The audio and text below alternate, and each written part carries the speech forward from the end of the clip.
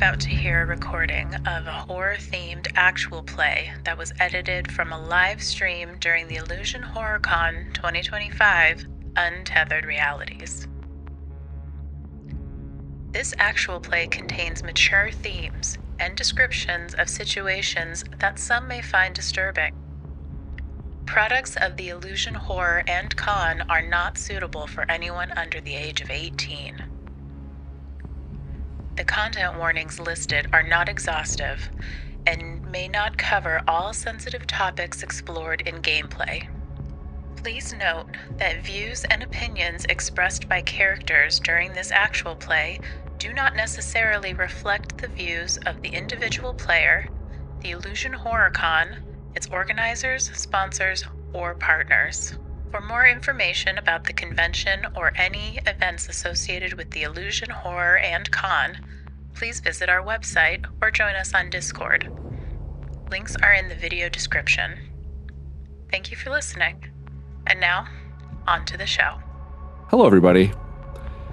Welcome to Slot 4, and I think we call this one Greed. And we do. Thank you, Crystal. This is part 2 of the actual play for Kult, Divinity Lost, and my voice is rough today.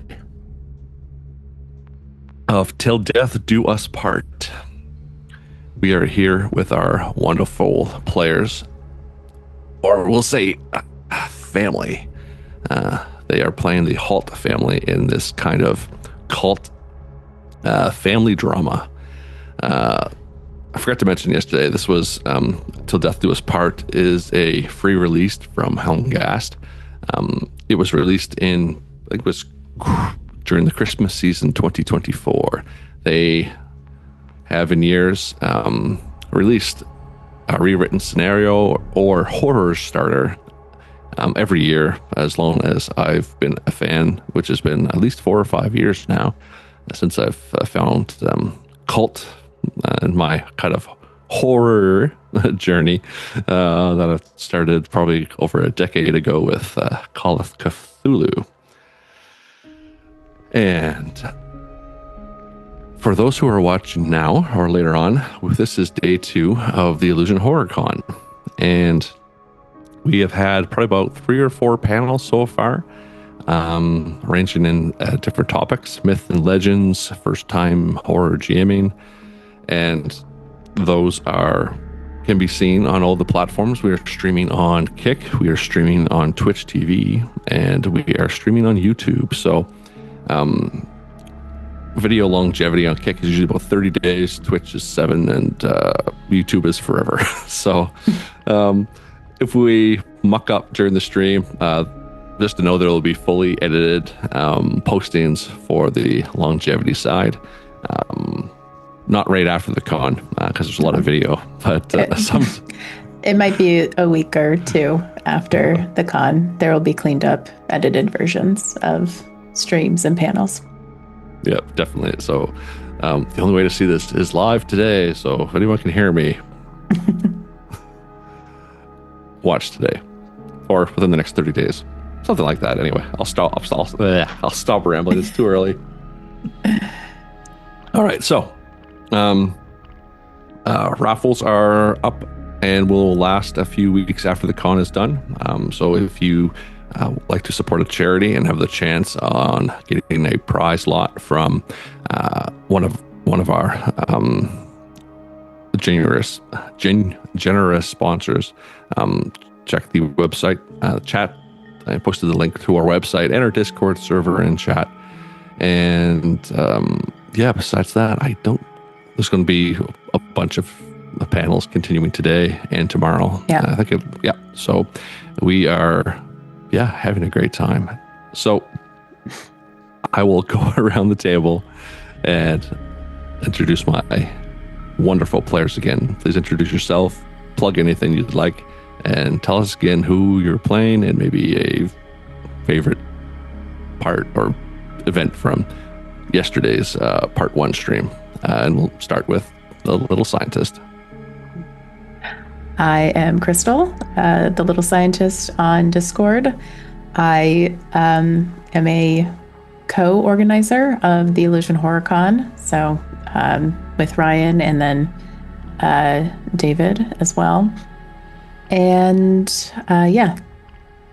just gonna plug our YouTube, which you might be watching this on there now.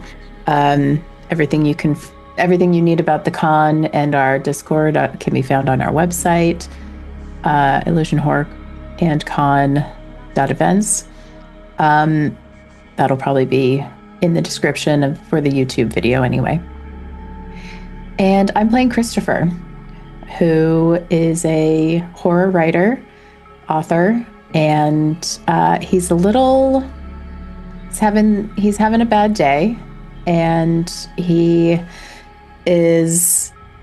quite confused. There's parts of his day that he can't remember. He got a bad feeling about his mother, and he rallied up the troops, aka his siblings, to go and check on her, and found carnage. And then we went to our childhood home and found more carnage, it seems. Go and listen to part 1 if you didn't, so that you're caught up for this one. And that's Christopher for now. He's having a bad day. Yeah, we'll see where Christopher ends up by the end of this. And we'll jump down to myself, and might not be south in stream, but in ball. Welcome back, and tell people about yourself and Dickie Hult. Hi everybody, I'm Inbal. I am IRP Goob on Discord. You can also find me on rpgoobs.com with my partner in crime, who's done us our amazing artwork in the background for our characters, where we've got our published kind of stories that we've written through play-by posts and some other things that we've sharing around, and short stories that we've written. I'm also a moderator on the Illusion Horror Con server, so to come and chat and cause shenanigans. I'm playing Dickie. Dickie is the third sibling, middle child, and he is the black sheep of the family, I think, in a sense, although I think we're all got our own issues, but for a change he's finding himself not being the one in the center of attention in that kind of negative way per se.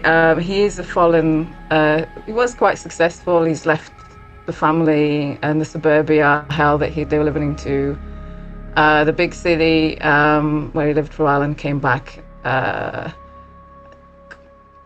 little while ago after some falling from grace, and now finding all this, I guess the shared experience over the last few hours eye-opening in more than one way, I think.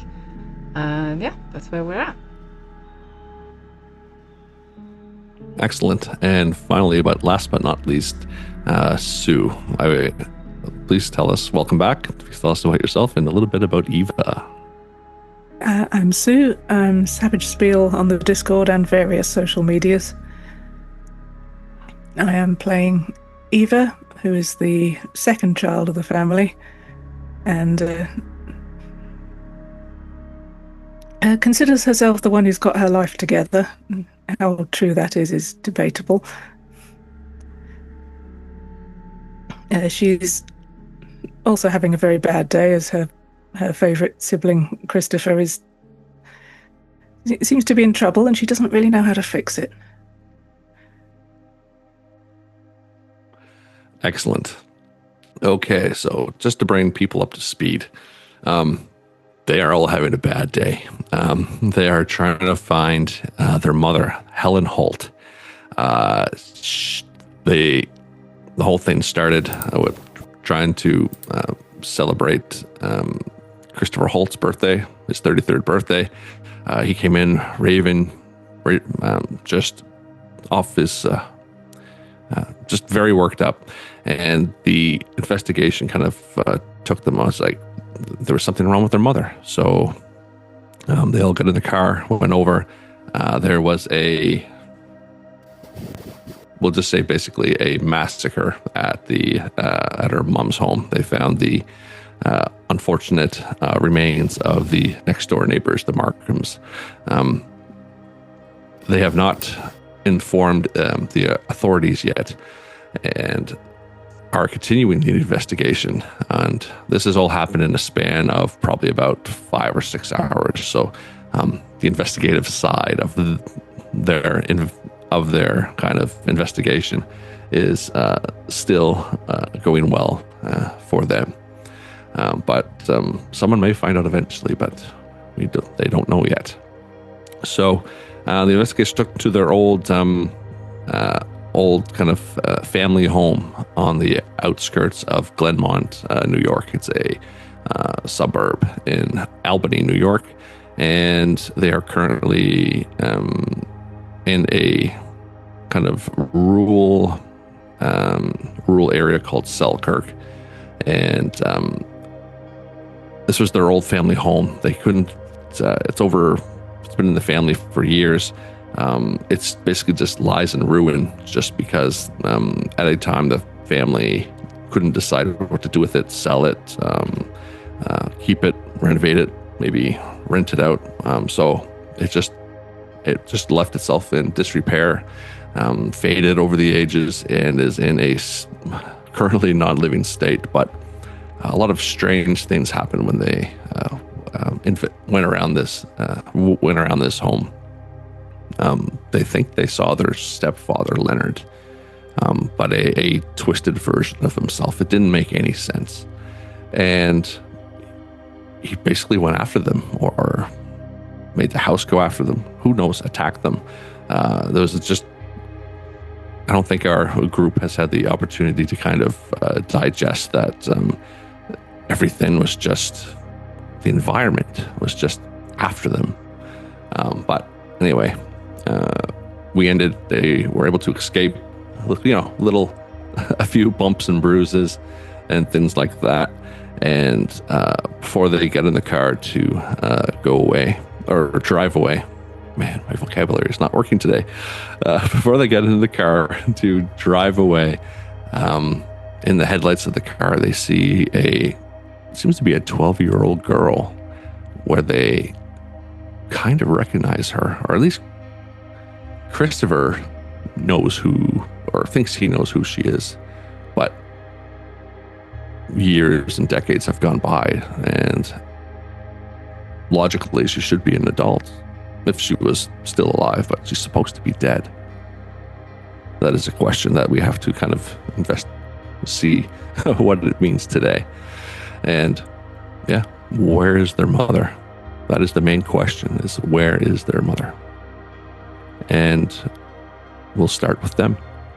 We start in the car as the headlights are shining on this I want to say a memory, but a memory is, something not physically weird and tangible in front of you. My vocabulary is coming back. Tangible is a good word. And here we start. I'll leave it to you folks in the car.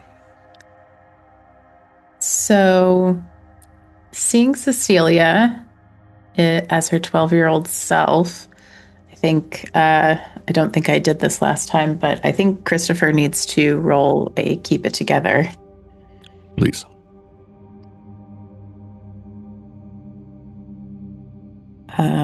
Okay. I think that is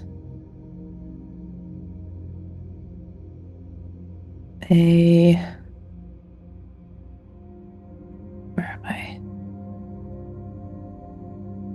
So 13 mixed success. Yeah. How do you think Christopher? How do you think Christopher reacts to this? Yeah. So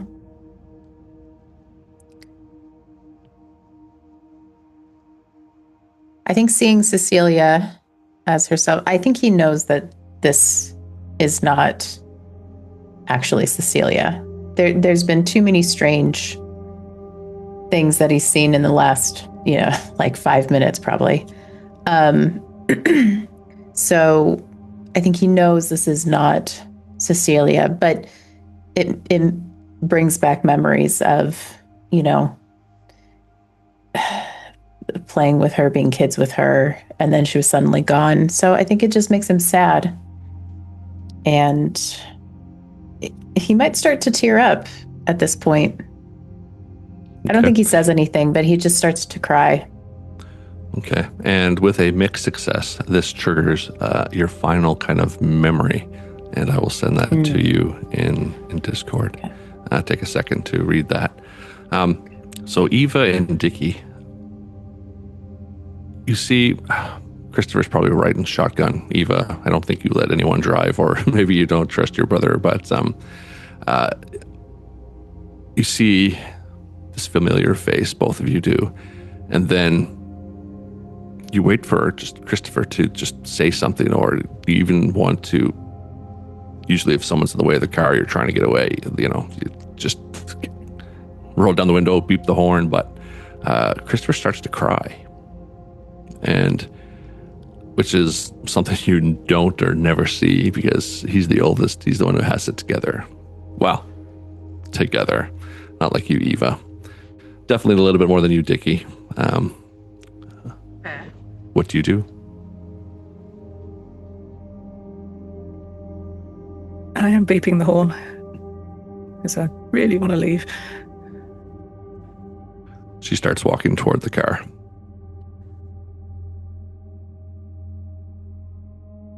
Back next to Sophie, the younger sister, and because it's got this gash from when he tumbled down the stairs, and probably kind of got a hand over his head, still shit my coat, and looking out the window. I don't think I can see it. I can see her quite clearly through this haze of pain that's not just my head, but my whole body is radiating down into, I think. And I squint.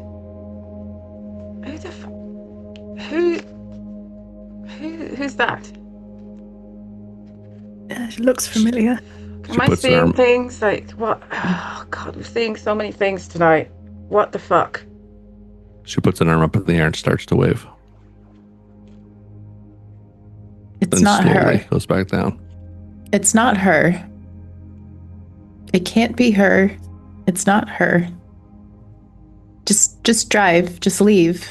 Eva. Just leave. Okay. Do you drive around her or run her over? I'm going to try and drive around her. Drive around. Yeah, that's no problem. You don't have to roll for anything like that. And there's plenty of, there's no obstruction for you to kind of drive around her, because the driveway is, it's a big yard, dirt road kind of thing. So you drive around, and you're able to, get a good look at her. And she looks, her skin is very pale, almost bluish. You can kind of see the veins. And yeah, no, this person does not look, should not be there in this kind of current state. Eva, for you, she looks like almost in insane way, like a version of if rigor mortis had kind of set in on a dead person's body for a while. She should be in the ground. So you drive by and you just see, and she kind of looks in with white shaded pupils, and does the sideways head thing as she looks at you through the window as you kind of drive by with a peculiar look. And she does this with her hand by her face, like she's trying to wipe a tear, but some of the skin just goes as she brings her hand down her face. I'm leaning forwards, putting my hands between their two seats as they're driving by, and then I clock that Christopher is crying, and it definitely takes me aback. Like, I don't think I've ever seen Christopher cry. What is going on? What? First Leonard, then the fuck was that Cecilia? Like, It wasn't Cecilia. It's something else that looks like Cecilia. It's not her, though. It can't be her. It can't be fucking Leonard, but he was in there, and his picture. It's not them. It can't be them. I went to Cecilia's funeral. Yeah, I think we all did. That's why I remember vaguely what... Anyway. Dickie, I don't know.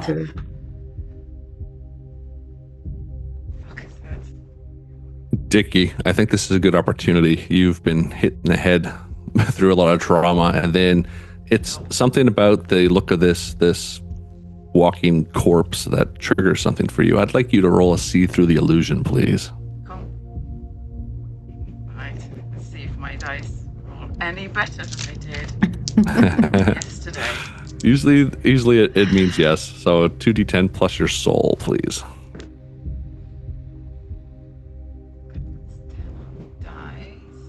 That's -2, so that is an 8. Excellent. All right, so under this new rule set, so you roll an 8.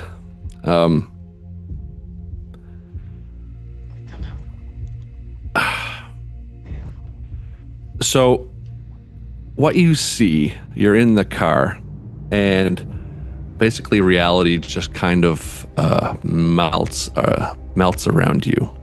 You folks will say that you were kind of turned around in the seat, after staring out the front as you see Cecilia going by, and you look back, and the house, it's just a foundation with fallen in walls. You don't even see a sky. You don't even see the trees. It looks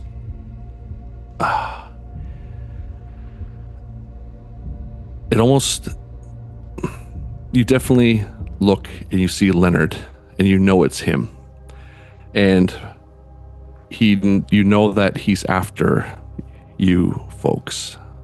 You just feel the anger and the angst that he has. Not really toward you and not toward Eva. You just have this feel and sensation that he's after Christopher for something Christopher has done. What that is, you feel like it was maybe the death of Leonard, or maybe a transition to this horrible state that you see him in. It's not the Leonard you knew. You see eye recesses where there should be eyes, there's none. A kind of elongated head that has the color of gray. Torture implements. I don't want to say Edward Scissorhands, but kind of in the same motif as that. Blood kind of dripping down, and your old familiar family home looks like his torture chamber.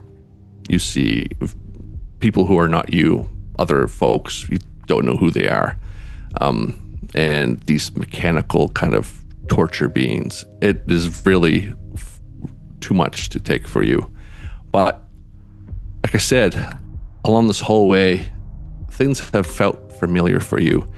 You've definitely been here before, and that year you were missing, welcome home. Yeah, I was gonna say, do I need to all keep it together with this? I would say so, yes. With that, Yeah. really that realization, yes. Oh, yes. Wow, I rolled an 18. Okay. How does this show? How does this process in Dickie? Oh, I think things flood into my head, and I was leaning back. My hands were still on their seats. I leaned back, flopped back, and as I'm looking through the windows, Eva's driving, and I'm looking at the house, and I'm seeing everything, and this familiar not sky, and everything exposed, I guess, raw, and my hands are tightening, my grip, it's almost claw-like into the seats. And I think that's the only thing that's grounding me right now. And I think I don't think I can say anything. I think I don't say anything. I think there's horror written on my face, which they probably can't see unless they're looking in the mirror. Sophie might. But it's my expression is kind of expressing what I can't say right now, as I recognize this. Okay. And the one... I think it might be like a strangled noise coming out of my throat, and that's about it. Okay. What about you, Eva? What's going through your mind? You see Dickie in his kind of state. You see Christopher almost bawling his head off, and you are the one sibling who is keeping it all together like you usually do. Damn it, why am I always the one who has to deal with this shit? Also, why is our house haunted? Yeah. Did you all keep it together? No, but I think I should. Yes, please.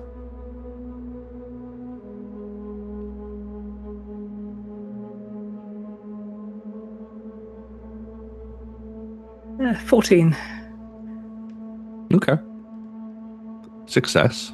But your outward veneer is cracked, let's say a little bit. What kind of condition, or how do you think you would take this after everything that you've seen so far? I think Eva's getting angry.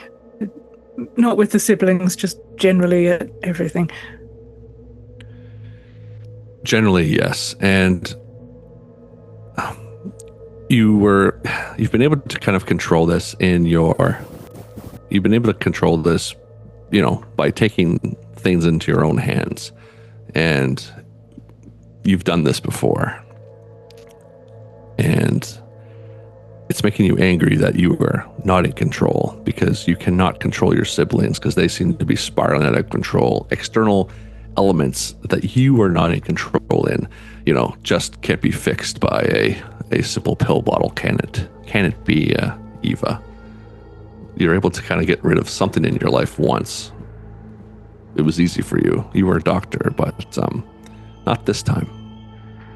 This won't be fixed by a simple botched prescription. Will it? No. Just say to everyone in the car, right, unless anyone's got a better idea, I'm taking us back to Christopher's place.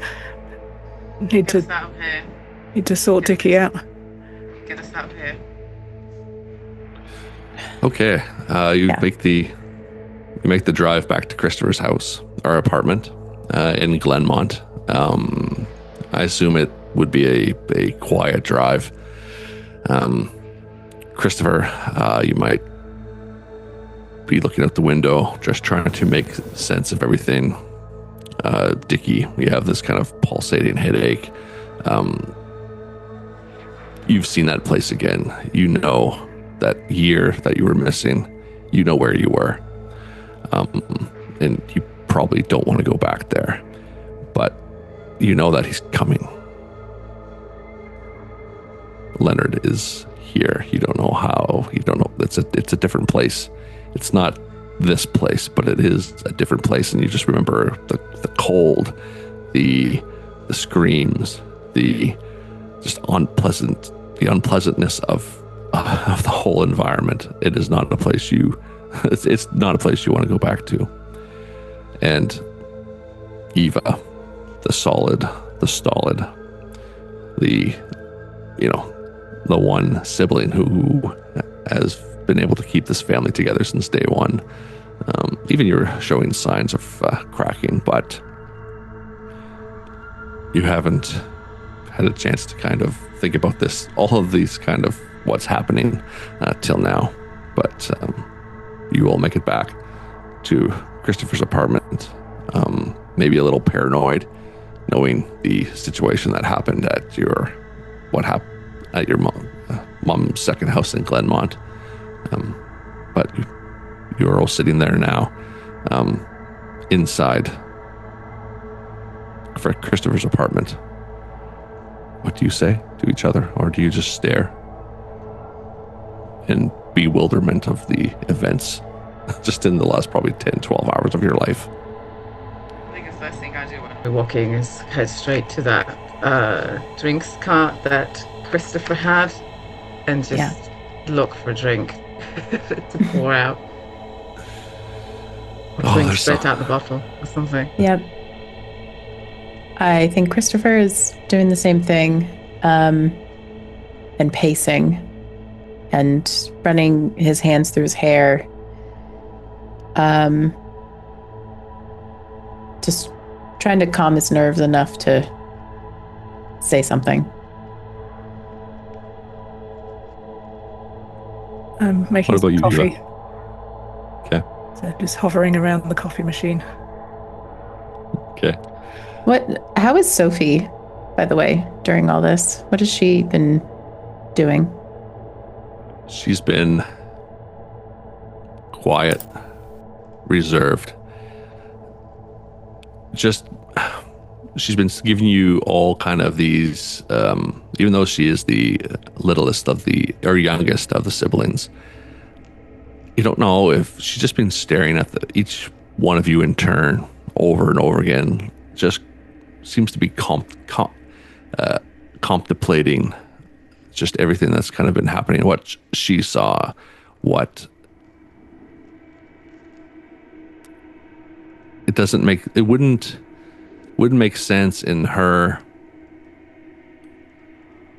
kind of, chosen life of finding God.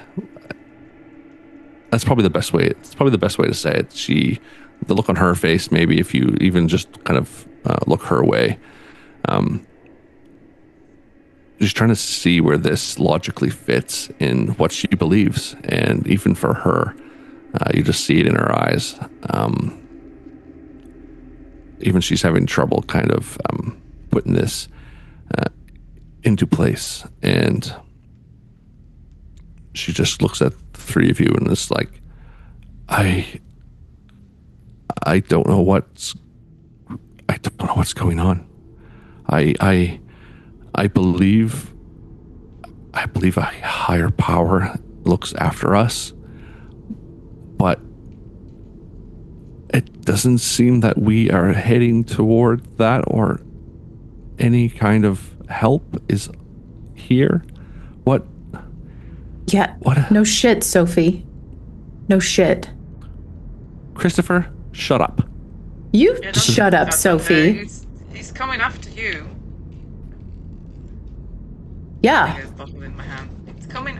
What? I could see him. Proper see. Well, ate whatever the fuck that when he drink another swig from the bottle. Yeah, he's coming after all of us, but he wants you, Christopher. So don't take it out on Sophie. Well, tell her not to take this out on me. I was fucking 12 years old. I was a kid. Why is this on me? I don't understand. Why is he coming after me? This is ridiculous. We were all kids, Christopher. We were all kids. Yes, we were all kids. Yes. Just because I was the oldest doesn't mean that I'm more at fault than any of you guys, okay? I don't even know what happened. I can't remember. I just remembered... I remember that they took Leonard. That's all I remember. All I remember is that Leonard disappeared. I figured he left because he hated you. I mean, the feeling was mutual, I guess. But I barely remember why I hate him. Honestly. I mean, Mom I think you're got together. I think you're lying, Christopher. And I think you had something to do with it. I think you had something to do with Mom. You the one who came raving in here about that. Was it you? Did you do the same thing to Leonard? Sophie. You write these horror novels, you have stories. Where do you get your ideas from? What you actually do? I don't even know you anymore. Sophie, I was a kid when Leonard disappeared, was taken. I don't know what happened. I wasn't a kid. I was in that house again. Don't ask me how. You know when I was in New York, when the crash happened and I disappeared. Not that you fucking any of you ever fucking ask, but when I was gone, and then I woke up again, fucking climbing out of the sewer, and today I realized where the fuck I was. I don't know how I ended up in New York again, in that sewer, but I was there. I was in that house for a year, Christopher. And when he came out of the house today, he was holding these torture devices, and I know he used them on me. He used them on me when I was in that house. So I wasn't a kid then. So it's not just about. But I just fling the bottle into a wall when it shatters. Just. It's not just about Ben. This is about. I don't know. Okay, I think we got to put a pin in that for a second because we are not streaming anymore. I think there was a hiccup in the internet, and I've just checked everything, and nothing's reconnected. No. Tom's like, "There's we a break broke screen." the illusion. Yeah. yes, we broke the illusion. We did it. Yeah. All right, so let's keep. Okay, I'll see if I just have to restart the software. Like, it just went and reconnected, and everything just. Yeah, no, we're not streaming anymore. Okay. All right, one sec. I'll just. Yeah, we're still recording, which is good. Yeah, still recording. So. All right, so I will. Failed at my end because it does that sometimes.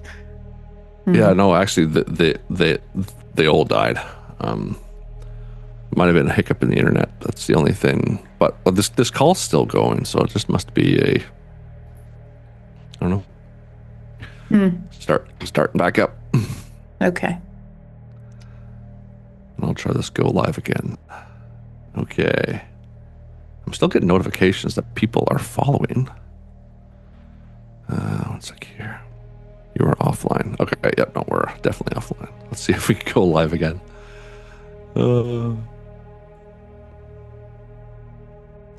And before I go back online again, you guys don't mind the intense kind of arguing that's happening right now? I'm always just like, am I yelling too much? Oh no, I mean I'm fine. Yep, I'm fine. Eva isn't. Right. I've got tingles in my arms for Dickie. All right, let's try this again. Confirm and go live. Unless the Streamlabs server's broke. Because of the multi-stream service. Okay, we're started again. I'll give this a few seconds. Your microphone is unmuted. Check out. Should I post in Contact that if you're watching the stream? Yeah, maybe. There's some technical difficulties. Yeah, I think we're live again. Sorry, folks, if you're listening to us discuss. The internet threw a curveball in our area and completely threw our stream into the virtual garbage. So we broke the illusion. Gooby, what did you do? Internal joke. All right, I think we're live called again. Out. Yeah, and I don't think we got. Yeah, only a few minutes were lost, so we'll just kind of continue on and we'll take it out post edit. But Yeah, no, I think we're live again. Okay. Yeah. All right. So, sorry about that, folks. Like I said, or you hear us kind of talking. Gooby broke the internet, and all our streaming services went down. But we are back online, and we're recording. So this will be saved in the end off these. So it will be posted in its entirety after the con. Yeah. Okay, yeah, we're good. All right, so we were arguing inside Christopher's apartment because we had just got back. Dickie had just brought back in his mind memories of where he was in that missing year, and they are not nice. Eva, like I said, you've not in a good place either. You're kind of being in control of an ear has been cracked. You're starting to think of your formerly deceased husband, and how you were, you're able to control that part of your life. That was no problem, but you're having difficult trying to figure and find ways to control this. And Christopher, well, what can we say? You're having a hard time too. Yeah. Yeah, so I think in reaction to Dickie throwing one of the bottles to the wall, Christopher just takes a long swig of his drink. Huh? He's spilling on all his books. You know, you have the piles of books and everything. Yeah. I think he would normally care about that, but in this situation, he's just kind of numb to everything now. Like, Dickie, I'm sorry. I mean, should we do this? Should we just talk about what we've seen? The weird... Have we all had weird experiences? Have we all been... Have we all been... Not until today. Okay. Because... Leonard is after you. Why is Leonard after you? What did you do to Mom? I didn't do anything to Mom. Look, the last I remember... What did she do then, Christopher? Yeah. What did Mom do? Where was she? She's gone. What did she do? The only thing I remember from today, maybe it was today. I don't know. I saw Mom collapsed in the kitchen with pills around her. I don't know if that was today or some other day. I don't know what's going on with my brain, but that's just what I saw. At Cecilia's funeral, I saw her in her casket. She opened her eyes, she screamed, and then she got up and left. I saw her too, Christopher. I saw her, and she was looking at you. You did this to her. When I looked at her, I felt it. You did not let her die that day. It was you. All of this shit revolves around you. You did not let her die. She is stuck in her body and she wants to die, but you will not let her. Then what do I do, Sophie? Tell me what to do. I don't know what to do. I don't know. That's what I felt. That's what she said. I was tired. I'm hearing these voices in my head. It's always crap of this family, the crap of just everything. The only one who's semi got her shit together, or the only one that got semi got their shit together is Richard. Eva, I know what you did to your husband.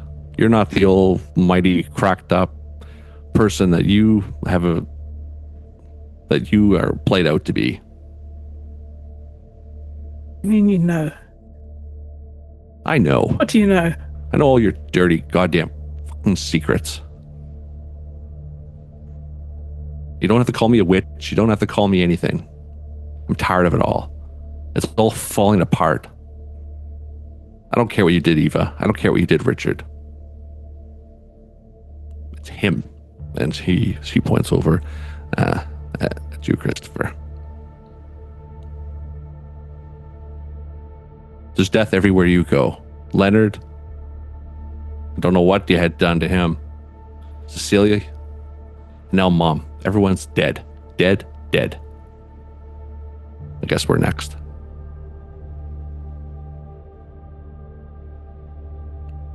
Can't go anywhere. I can't go anywhere. Dickie can't go anywhere. He's fucked. We don't know, and I know where you're going, Eva. It's not nice. So what the hell should I do?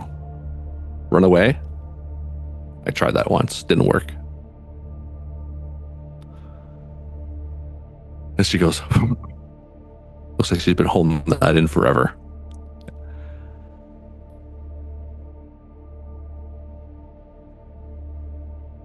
Staring at Sophie for just because I think it's the first time she said so much in one go ever that, in conversations with her. And then turning slowly towards Ava. It's like, what is she talking about?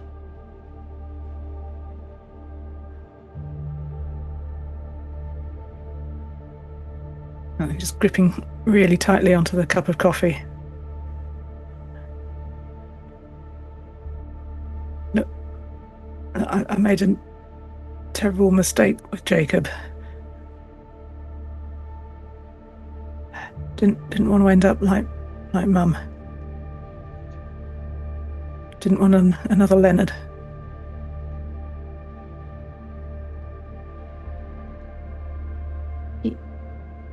He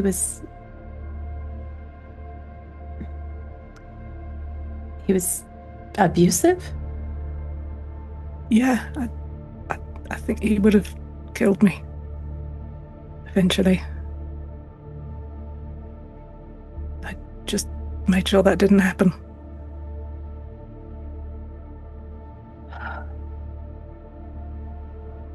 You're a strong woman, Eva. No one holds this against you. I don't hold this against you.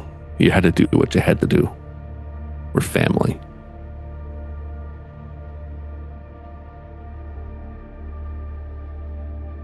Yeah. I'm sorry, Ava. I'm sorry you couldn't feel like you could tell any of us.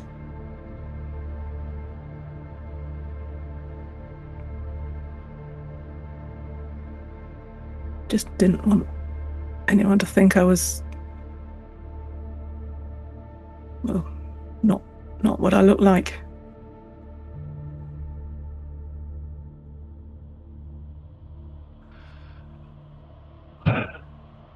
Sophie sighs. And then you hear a knock at the door. Christopher.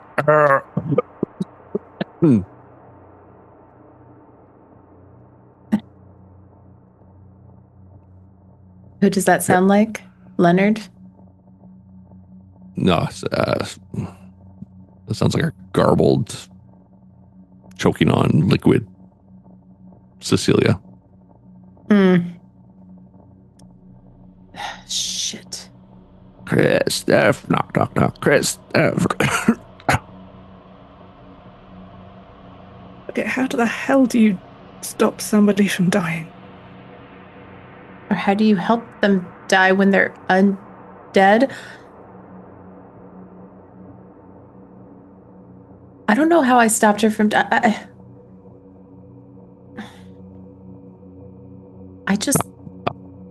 She was my friend.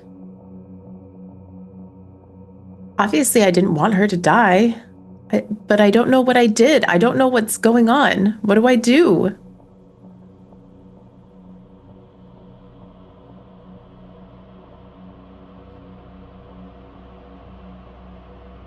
Well, she was your friend. Tell her to go. Just tell her to go. Tell her you or make her go.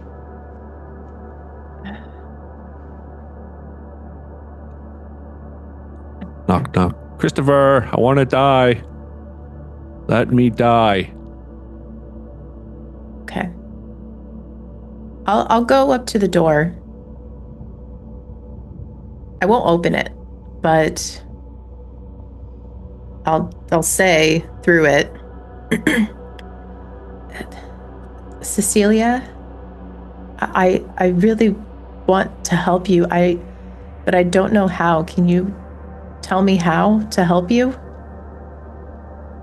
You need to set it all right. She's asking for you. She's asking for all of you. She needs your help. Who? Your mother. She's in my world now. You need to come to our world to help her. And do what exactly? You kept me in this place. I don't know. She said you have to put stuff right. She knows. She knows everything. She sent me here. She's in my world. She's asking for you. All of you. I think at this point I'll open the door. Okay. You open the door and you just get a smell. Outside it's cold. Everything is, even when you leave food out on the kitchen table, but the hallways are warm. She's been out here for a while. And if you just imagine like a decomposing walking corpse would look like, that's what you see in a visage of a 12-year-old girl. And you don't have to roll to keep it together, just because of everything that's kind of been going on this whole time, building to this. And her head kind of goes sideways. Great to see you again, Christopher. Hi, Eva. Hi, Richard. Hi. You don't look too good. You're one to talk, I guess. Well, I'm not in control what I look like. I'm getting so tired. I know you liked me back in the day, but you gotta let go of that, please. Like, your guilt is just keeping me here. Please help me and then help her. You owe her. You owe it to your siblings. You owe it to yourself and to me.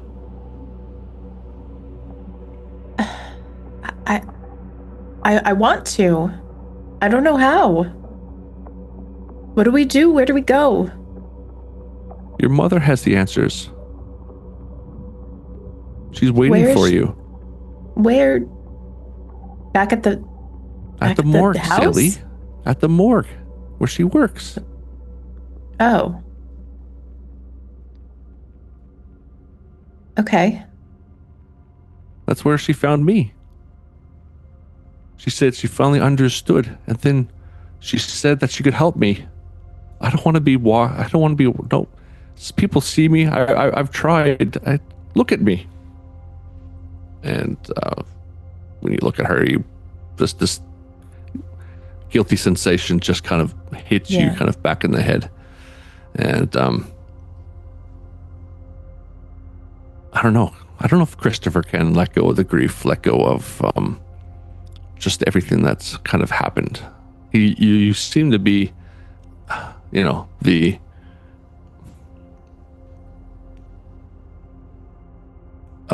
at some point along in everyone's life, it's just you've been there, whether it's been a causing trouble or just not helping when you're being there when you need to be. And it's just all falling on your head at this particular moment. Hmm.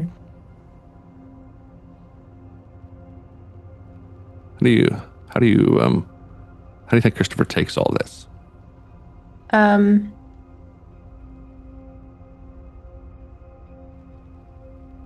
I think he's still in denial about his role. I think he's still thinking, I was just a fucking kid. Why am I being punished for things that happened when I was a kid? And, you know, I think he turns around to his siblings and just kind of like shrugs his shoulders as if like, is this what we do now? Or talk to a dead person. I mean, it sounds like it is now. But we were trying to find Mum. I guess the morgue's the one place we haven't looked yet. Yeah. It would kind of make sense because she is if she goes to places she knows, even in her kind of failing health condition, maybe she finds solace in being around familiar things that she can control too. Maybe that's where Eva gets it from.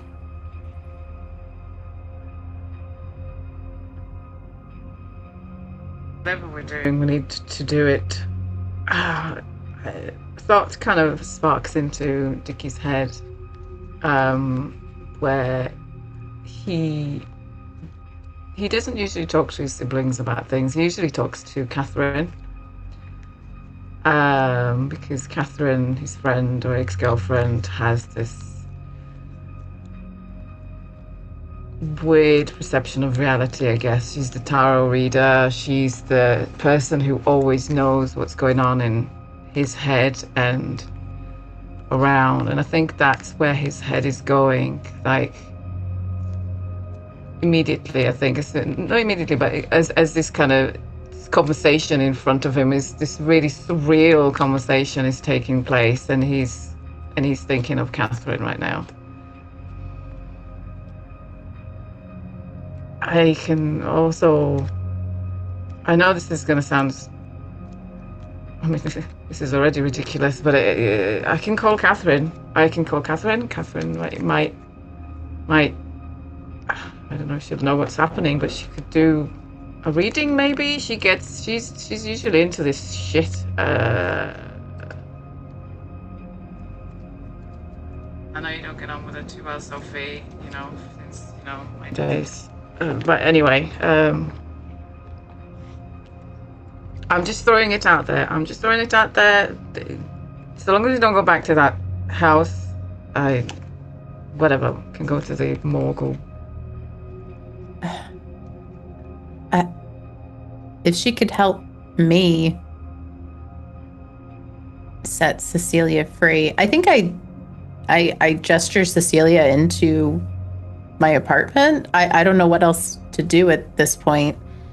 I think I just gesture her in, because it's probably like midnight or 1 o'clock in the morning or something now. Yep. Right? Yep. So I'm kind of like, I might be worried about my neighbors hearing stuff or, calling a noise complaint, something like that. Seeing this Yep. corpse walking around is probably not great for my reputation. So I'll close the door and Cecilia, do you think somebody like Catherine could help me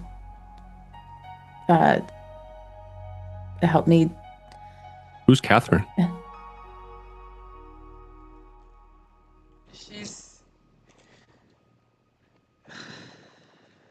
This is just so weird talking to the dead. Anyway, she's a. Imagine, the people in, I don't know, when you go into fairs and things, and they do the reading with the cards, and they know all sorts of shit about ghosts and things like that. That's Catherine. Oh, knows about ghosts and things. I don't know if she'd help. I'm. At first, I thought I was a ghost. Then I looked down, and I'm still in my body, and I've seen lots of people like me walking around and things. I just, even though I look like this, and I know that Christopher just needs to let go of the guilt. I don't know, but you're I can't remember her name, but she knows what Christopher needs to do, and she asked for me to come get you because she can tell Christopher to let me go. It's all so confusing. I've just been walking around. I'm tired. I don't know anymore. I just don't know. Okay.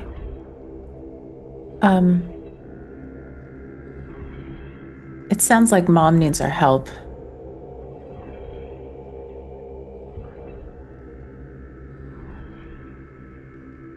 Send Catherine a message, but I think we need to get to the morgue now.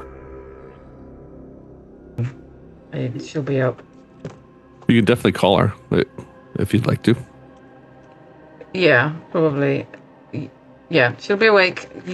You're driving anyway, or whoever. I don't know what your leg's like, but fine. Yeah. Looking for my cell phone. And I think it's 1990. I was going to say 1991, isn't it? So can't text yet. It'll be the bricks. Do you know? Yeah. I used to have them. I have a landline. I used to have a cell phone when I was in New York City. That was great then. One of those cell phone. Expensive what is that? Ones. Yeah, I don't remember seeing cell phones till 1999, I think. No, the big brick ones were before then. Big brick ones? We're talking like, yeah. I just remember seeing that on Saved by the Bell. Yeah. No, I'll go to the phone. Yeah, I'll go to Christopher's phone. I know her number by heart. She's the one person I'm always in touch with. So dial a number. Okay.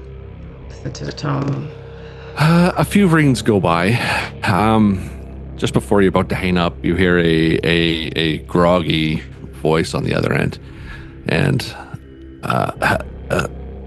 hello? Hi. It's me. Sorry. Why? It's like 3 a.m. You call me? Why you calling me for? This time of morning. I know. Are you in trouble again? Yes. Well. Yes. No. Listen. Some shit's happening of your expertise, and me and my siblings really could do with some help. Can you meet us? I'll give you an address. I know it's late. I promise I can hear it in your voice. Excuse me. I'm just trying to get my faculties about me. Sorry. What the hell is going on? I can hear it in your voice. Dickie, what did you do? I didn't What kind of trouble are you in? Why do you assume that it was me that did something? It wasn't. Look. Because you're calling me again. But I can hear. Fuck. I can meet you. Just give me an address. Give me an address. Right. Yeah. Bring your cards or whatever it is you need to do stuff. Give her the address of the morgue, and we'll meet you there as soon as you can get there. We're heading there right now. Yeah. Okay. You give her the address. She hangs up, and she says she'll be there. Your mom is a obstetrician, I think the name was. Pathologist. Pathologist. And she works at she used to work, she's on a disability now because of her terminal condition, but she worked out of the morgue in the Albany Medical Center, so it's a drive into the big city.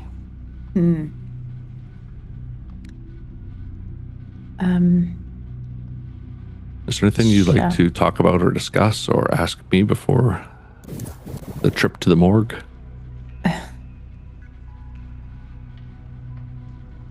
Cecilia, do you need a ride with us? Oh, I don't need to go. I can stay here. It's nice and warm. I've been cold for so long. Yeah. Make yourself at home. And you have a very big kind of a velvet four-legged style chair that's, kind of since the 80s. It's your kind of favorite broken-in comfy seat. She goes and she just jumps over. There's still a part of her that is, has the youngness of age. Yeah, childlike, and she does the whole bouncing thing up and down, and you just see the one eyeball just like just dangling on a tendon as she's just having a little bit of fun. I wince at this corpse on my favorite chair, but I keep that to myself and just say, okay, I don't know if you eat or drink. No. Just, I've tried, but it usually comes out the hole in my stomach right here. Yeah. She points at it.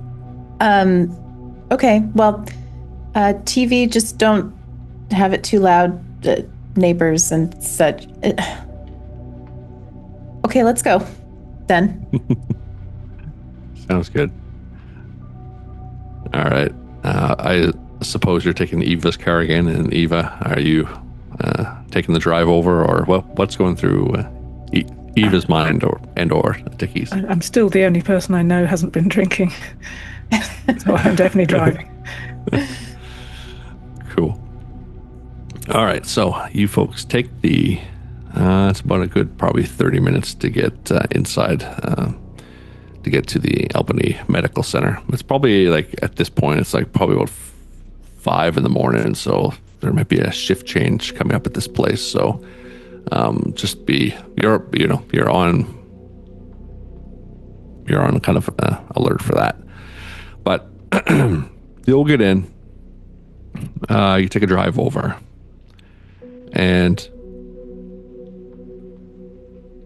as you pull the car up slowly, you arrive, and this is a big facility. There should be cars arriving for the daily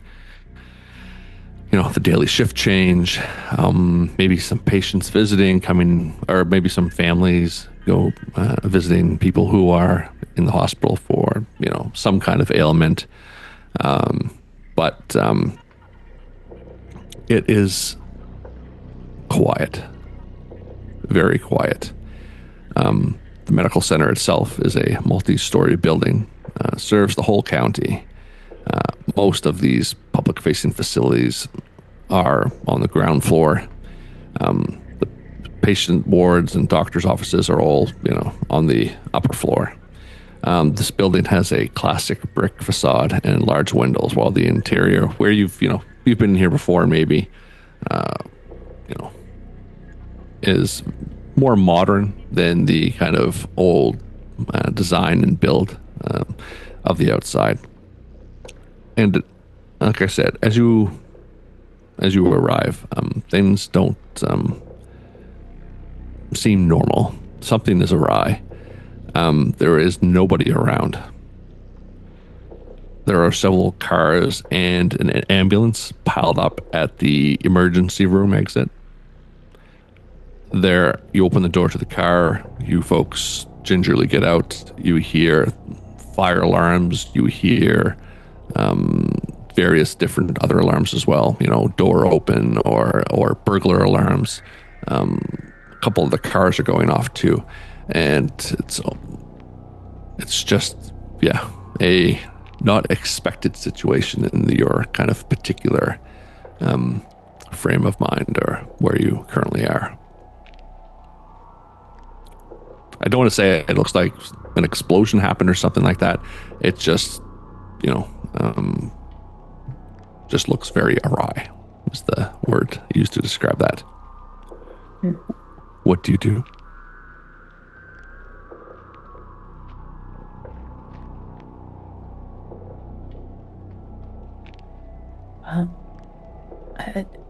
Ava, do you know where we go? Do you know where the morgue is? I don't know if I've ever been to Mom's work. Yeah, probably not. The one that would make sense would be Sophie and or probably Eva. Yeah, I mean, I don't go there often, but I know where it is. Yeah, like I said, most of the administrative and public-facing offices are on the main floor. Most of the patients' and doctors' offices are on the top, but they keep all the corpses and the medical examination stuff in the basement. Yep. Good. Yeah, let's take the stairs. I need to wait for Catherine, do you think? I don't know that she'll know where to go. It's up to you if you'd like to wait. Sophie, maybe you could wait for Catherine? Yeah, that's fine with me. I don't like the look of what's happening here. Yeah, I'll stay back. I'll wait for Catherine. Okay, let's go. Yeah. Okay. You folks go in the front door, and the sounds of the alarm are almost deafening. There's a fire one. There's a fire alarm going off, and it has that kind of blinking strobe light in various different places in the hallway. But the main thing is you go in and you don't see any staff anywhere. A couple of the chairs are overturned. Basically any kind of scene you've seen in a horror movie where you go into a hospital and there's been like a zombie thing. That's pretty much what this kind of place looks like. And as you folks go in, and you kind of have to cover your ears here a little bit, you do see some shadows, like of lumbering, maybe patients, maybe staff. You do see the shadows of them down in the darkened hallways.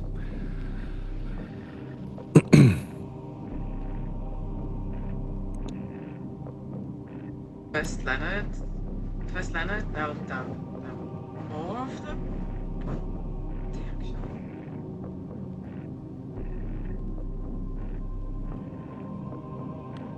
Yeah. And sorry.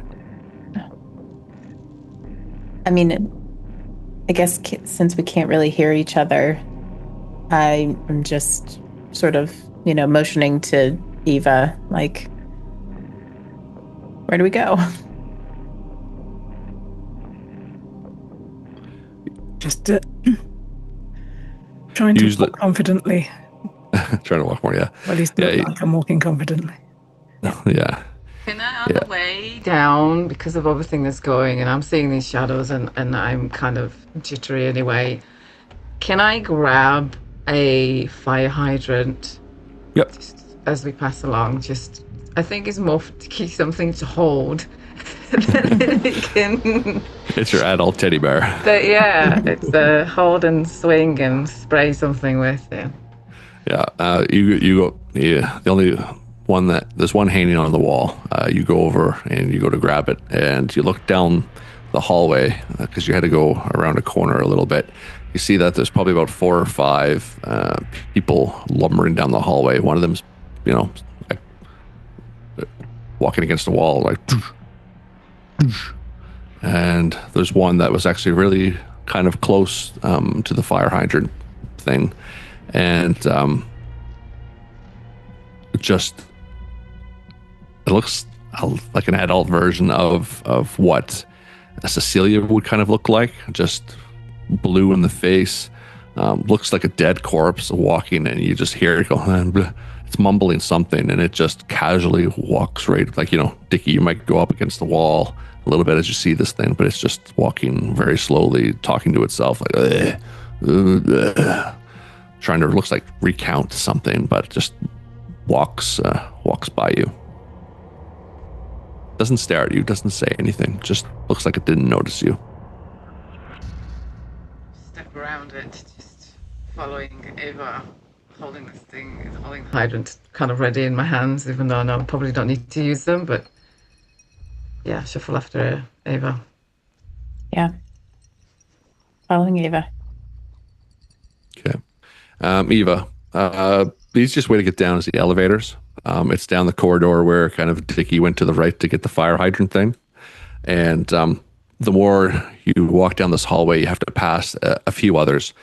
Eva, you recognize one of the patients, one of the ones at the latter end of the hallway.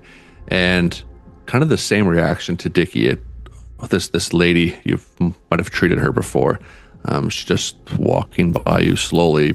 But then all of a sudden, it's almost like there's this she stops and go, like she's in front of you, Eva, and she looks at you and she has this look of clarity, like she knows who you are, but she tries to speak, but all that comes out is like and she's trying to talk, but she has no tongue.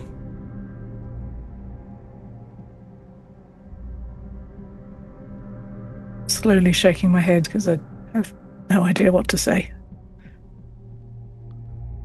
She puts her hands out to try to like grab onto you there a little bit, but then as she's in the process of doing that, you see her just kind of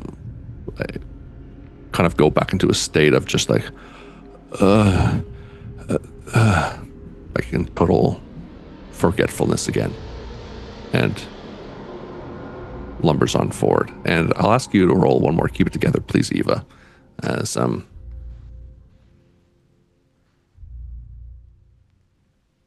this person kind of triggered that.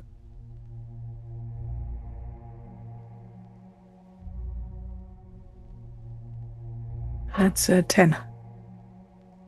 10? Okay. You're finding it very kind of difficult to kind of stay in this situation. You do have a success, so I will ask you for take another stability loss of -1, but you're just finding it kind of more difficult to be in here, and you don't want to be in here, and it's hard to kind of push yourself forward. And Christopher and Dickie, you might get a few steps ahead of Eva, and then she just stops. It looks like she can't kind of push herself forward a little bit. What do you two do as the alarms are kind of off in the background now? You can kind of get some words in if you need to.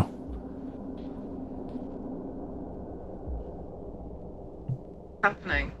Eva?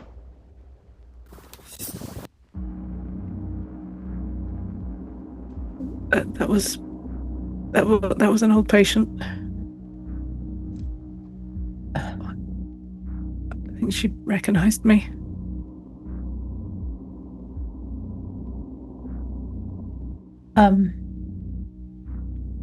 Okay, I think we should just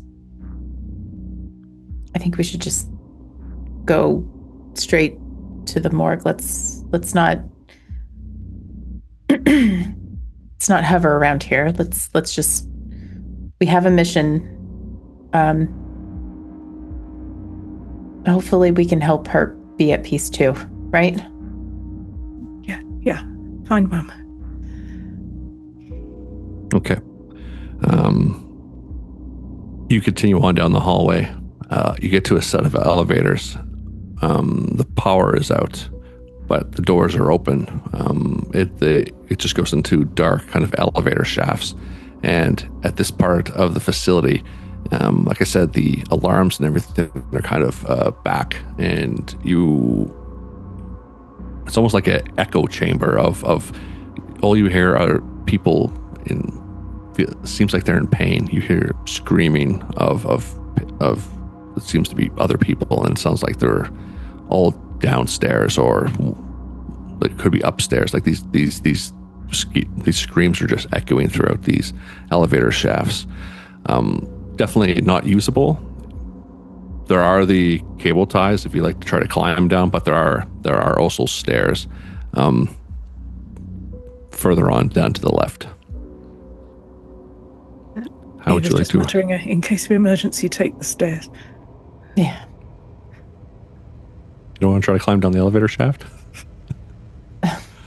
Christopher is incapable. I think the only one that might be capable is Dickie, but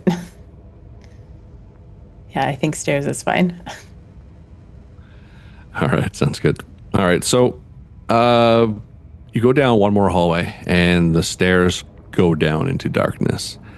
The only reprieve you get are those battery kind of ceiling mounted emergency battery lights that are in the hallways. But you have to go down at least four sets of stairs before you get down to the bottom fire door.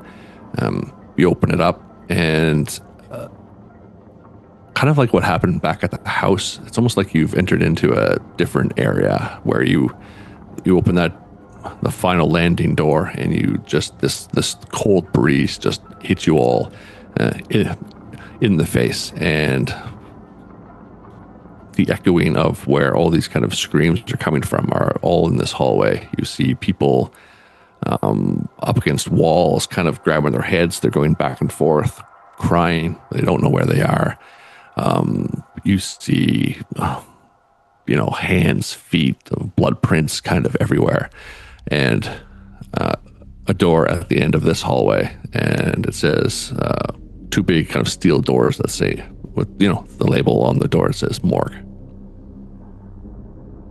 But Eva, you've been at your mother's office before. This doesn't look, you've been down the stairs into there's usually like smaller hallways, corridors, maybe some offices, some waiting chairs, but this looks different.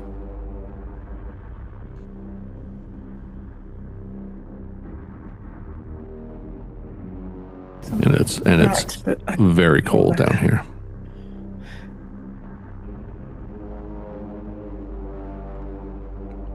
What would you like to do?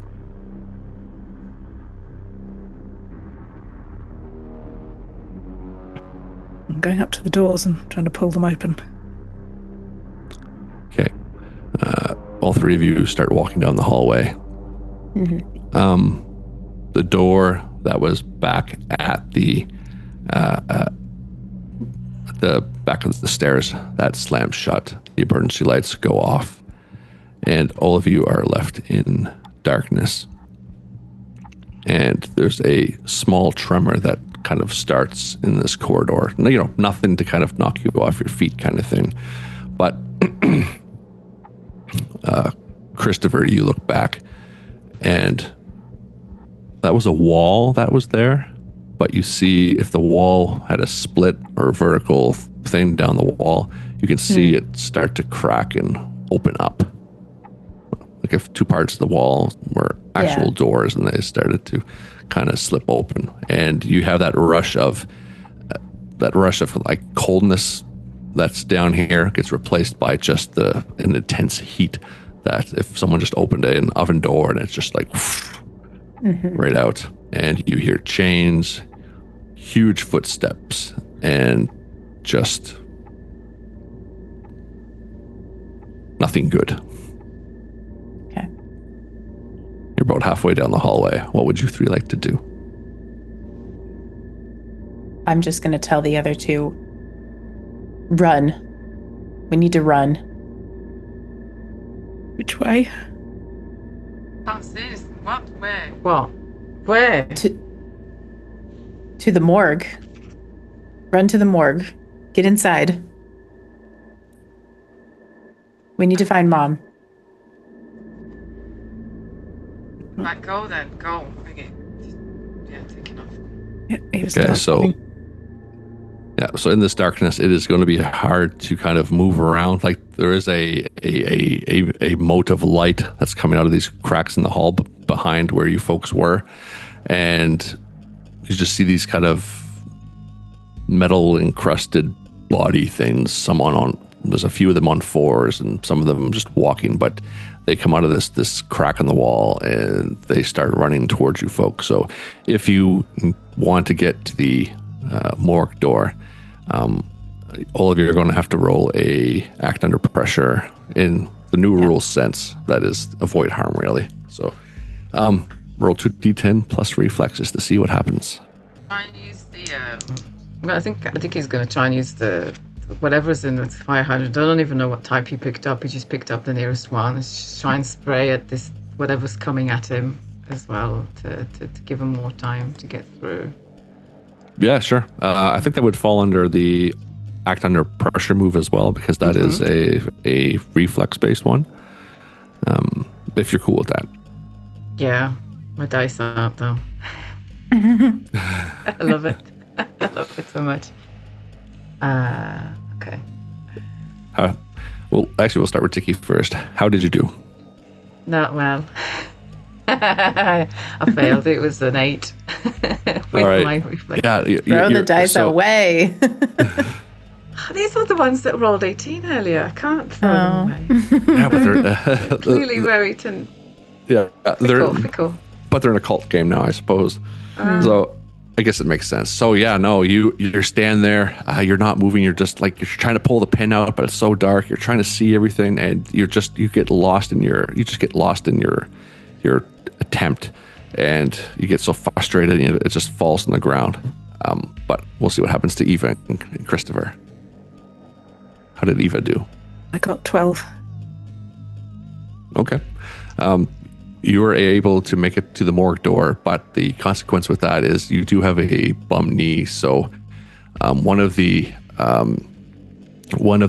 patients who were strapped to a gurney also started having a moment where they just kind of started flailing around, and you actually hit your knee pretty bad on then again, and it just aggravated the injury, and it actually popped your kneecap out, and you cannot put any more weight on your right knee anymore. So you're hopping on one leg and getting toward the end, and you make it to the morgue doors, and able to kind of fling them open. Crystal, how did Christopher do? I also got a 12. So if I might suggest, if I see Dickie fumbling around with this fire extinguisher, I'm just going to, my delay is that I'm trying to pull him along with me to the morgue doors. Yeah, sure. Okay, so we'll say that. Okay, yeah, no, that makes sense. So the delay for you is just grabbing onto Dickie, but we'll say two of those things that were kind of in front and kind of they were kind of able to kind of grab on to Dickie, because Dickie was the first there as you were kind of ahead, and they grabbed your ankle, and when they grabbed onto your ankle, you recognize the pain from. You even recognize this creature from where you kind of in your lost year, and your ankle kind of gets just serrated, and just like pieces of flesh are just kind of torn off as Christopher takes you and pulls you away, and you're both. His success is the consequence of what happened to Dickie. So. He is able to kind of get you out of that. We'll say you take one serious wound with that, and I think you're at 2 now because of the the smack with the pitcher. And yeah, you make it to the morgue. Eva is there and flings the door open, and it's a quiet kind of administrative office. The door shut behind, and all the noises of screaming and even everything that was kind of following you folks, it all goes silent. And you're in the kind of it should be the actual morgue, but it seems to be one of the administrative offices on the second floor. And it's a not really well kept office. Your mother's desk is there. Her name is on the placard, Dr. Helen Hunt. And she's sitting on a chair that's kind of pointed away from the door, looking toward the outside. Doesn't say anything. When you folks kind of get in, she's just kind of sitting there. What do you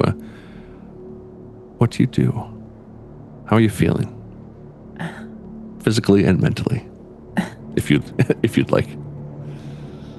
Christopher is so relieved to see her that I think he just immediately goes to her and maybe tries to hug her. Okay. What about Eva and Dickie?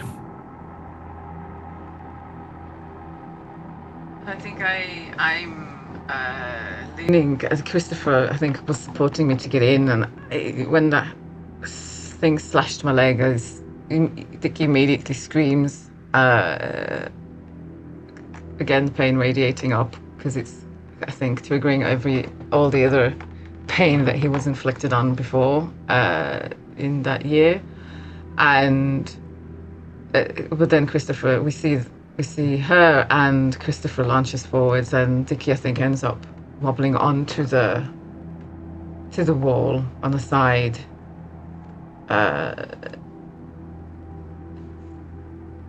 Just gingerly standing on the leg, staring at her, just sitting there calmly. We left Catherine and Sophie upstairs as well.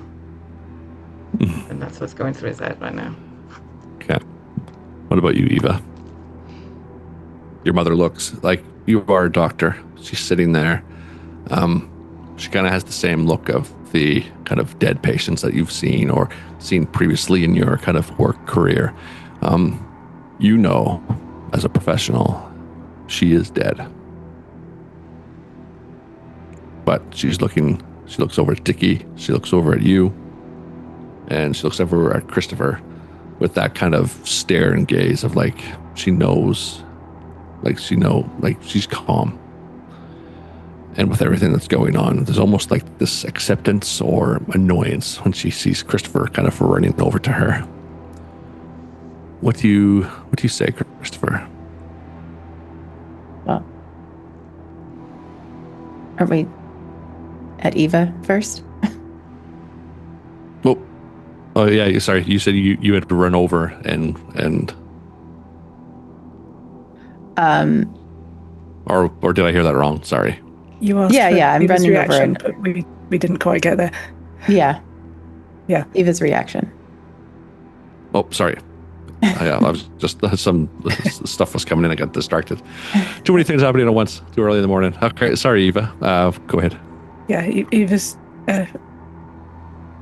feeling kind of relieved because just everything's gone quiet, and she can stop running, and she's in a lot of pain right now, and it seems like we might be about to get some answers, even if she's not going to like them. She's going to lean against a wall, probably next to Dickie.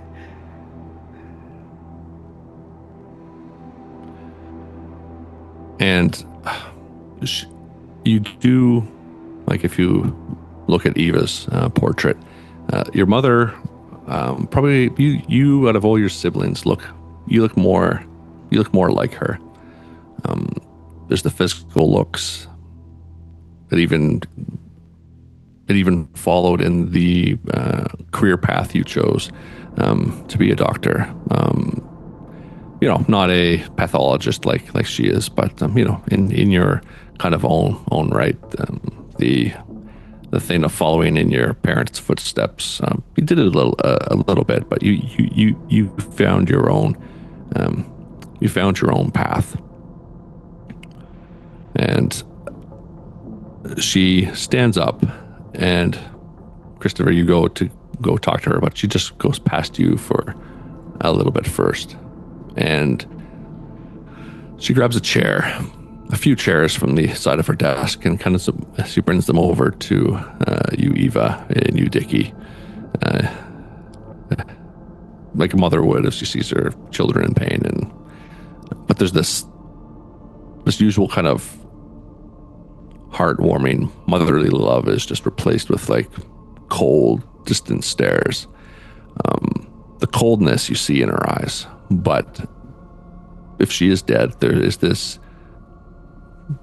genuine kind of maybe a just need to care for her children in this moment.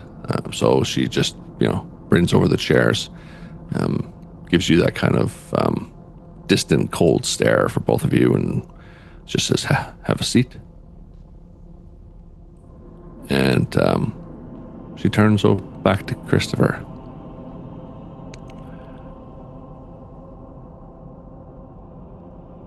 Well, I suppose you already know that he's coming for you.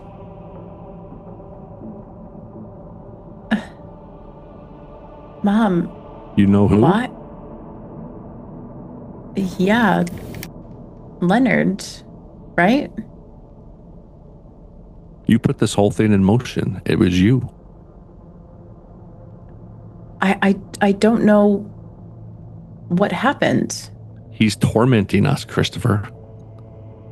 Why? He's tormenting everyone because of you. You did what this did to I him. do? Nobody will fucking tell me what I did. What did I do? It's in your books. You wrote about it. You know, you just have to remember.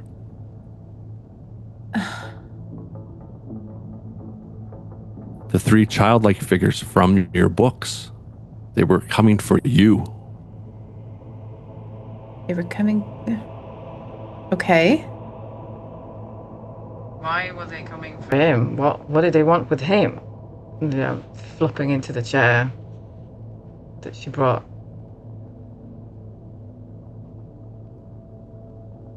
Just the suffering that he kind of instilled on everyone. Cecilia,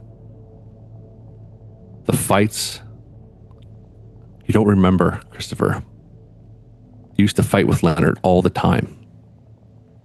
I was 12, Mother. I was 12. Dad died.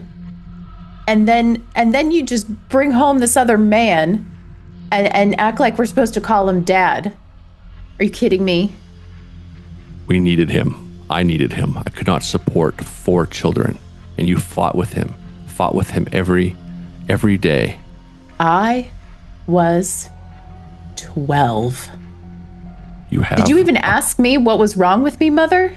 Did you even care why I was so upset?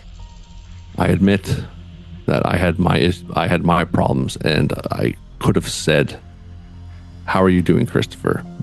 But I was a lone mother taking care of 4 children. It was hard. I can't atone for that. And I was a 12-year-old kid with a dead dad. Yes. And a mother who didn't give a shit. I gave a shit, Christopher. I gave a shit about all of you.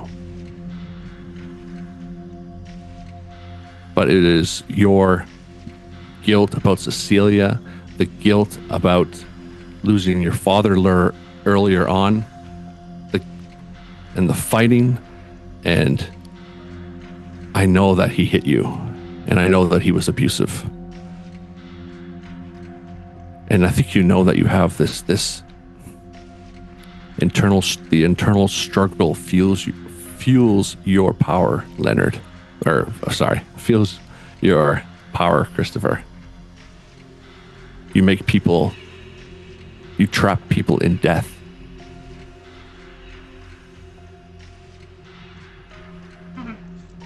You just wanted Leonard to go away. They heard you. They came for him. At first, you wanted to go away. You had those. You wanted to leave. You wanted to get out. The 3 of them heard you, and they came for you. But you made a deal with them, and they took Leonard instead. but he was just the in-between man. They were coming back. He was just a temporary measure until you were old enough that they could come back and get their initial deal that you made with them, I suppose. And she looks over at Eva.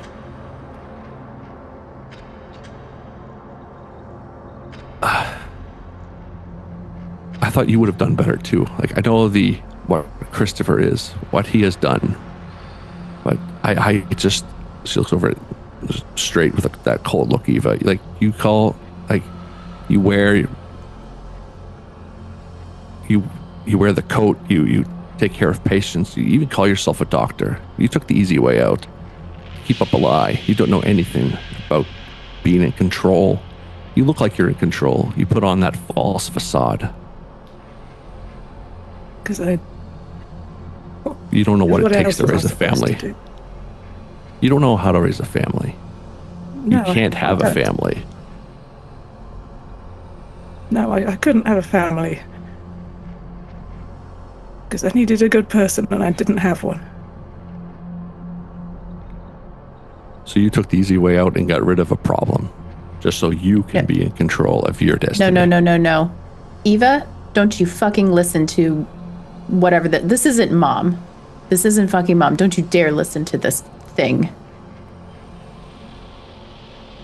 And I already know you're not going to let her blame you for not being the adult when you were 12. Yeah. She brought him on us. Said, this is you. This is your fault. This is. You knew what he was doing. You just said you knew, and you let him do it, and then you blaming it on fucking and Eva getting rid of her problem. That's. Dickie, you're an abomination yourself. I don't even know why you're even talking here. An abomination, just like your brother. An abomination. Listen to yourself. He should already be dead. He should not be back here. You're keeping him here. He had his time here. You're not our fucking mom. You're not mom. You're not. Well, where is she? I'm here. I just know more than I just know everything now. Everything that's happened. And I still do genuinely care, but I know what's coming. He tortured me this last month, and I couldn't take it anymore. The Markhams were in the way. I had to get away from that house. He was coming. But they were just in the way. They wanted to... They came over to see what was wrong. I just needed them to leave. But I am still... Part of me is your mother, and I need to take care of you. But I can't do nothing. I'm already dead. And I'm here because you just can't let go, Christopher. You can't. Me, Cecilia, Dickie. The pain and stuff that even Eva had to go through. You weren't there to help her. You're always in your books. But you can atone, Christopher, all of you. If you don't take him on, he will come for all of you. Not today, maybe not tomorrow, but I can't see my children die or just tortured and taken by Leonard. You must stop him, Leonard. Or you must stop him, Christopher. All of you. Eva. Dickie. You need to all do this together. He's getting too strong. You need to help each other. You need to be a family. But you need to come to where I am. this side of things. This is the only way to prevent yourselves from forever torture. I can't do anything. I'm already dead. A victim of him. But you still have the chance to save yourselves from what? Endless torment? I don't know. But you can only do this on this side where I am. You need to be on this side. How do we fight him? He's a monster. We're just people. He has the ability to travel between what the hell worlds is probably the best way to say it. You cannot take him on in your world. You need to be in mine. You need to come to my side. Do you understand what I'm saying? You need to come to my side. You need to die.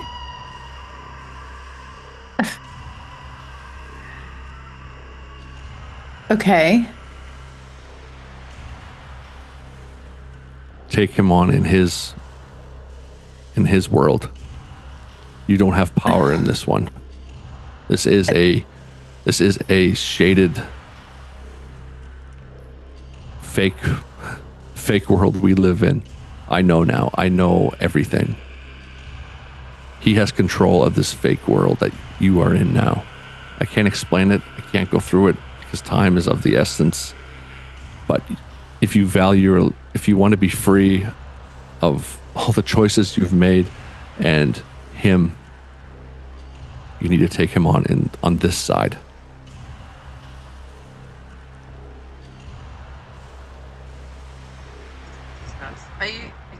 What if she's working for him? Like, what if you said she's not mom and it's not mom and she's do you want us to kill ourselves?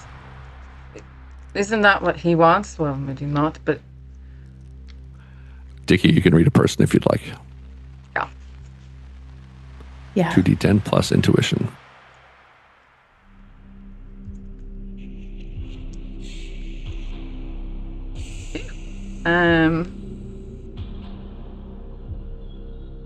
It's a 12. 12, okay. You can ask a question, but take some time to think about that because we are at the 2-hour mark. And I think now is a good chance to have a little bit of a break before we get to the conclusion of this scenario. So if anyone's watching, please stay tuned. We will be back in about 10 minutes. So please stay tuned. We shall be back. Welcome back, everybody. We are back from our quick break where we are heading toward the conclusion of this family drama. Before we left, Dickie was talking to the supposed undead mother, and she had given them a choice. You either walk away today and eventually be hauled into what supposedly you can think of as Leonard's torture chambers for the rest of eternity, probably, or take him on in his domain where you would have some power, as he has not brought you underneath his control yet. And control has been a recurring theme, especially for Eva.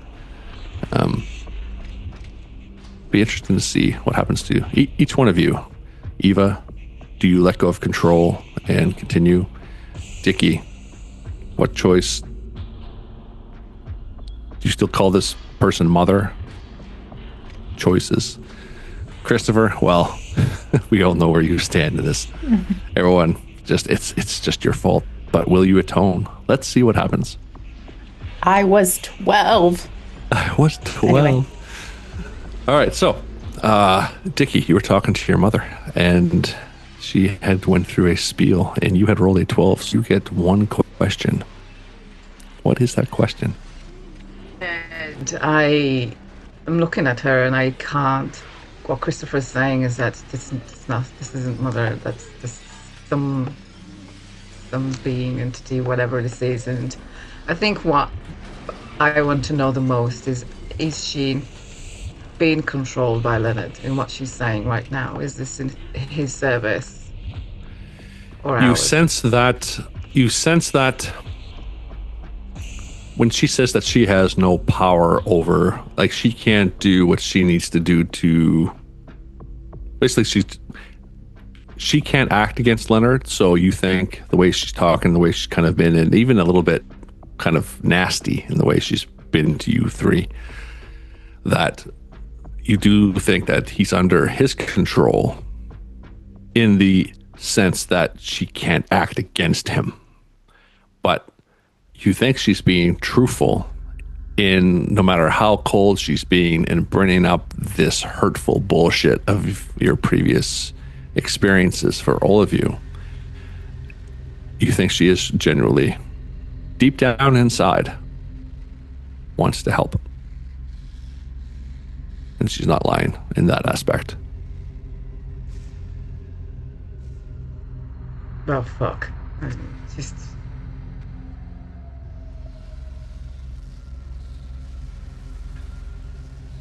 You really mean that, don't you? You really, really think that that we, your kids, should kill ourselves and that we'll be still alive after to deal with this thing that Leonard is? Yes. That is the only way you can take him on. You will not be able to affect him in this fake world, is the best way I can say it. If you choose not to, he will find you eventually as his power is growing. He'll torture you like he did me in my final days that made me snap. That's why I am here now. I took those pills, but Christopher was there, he found me. And I would have got away, but Christopher doesn't like to let go. But Excuse I'm me still for a mother. not wanting my mom to die.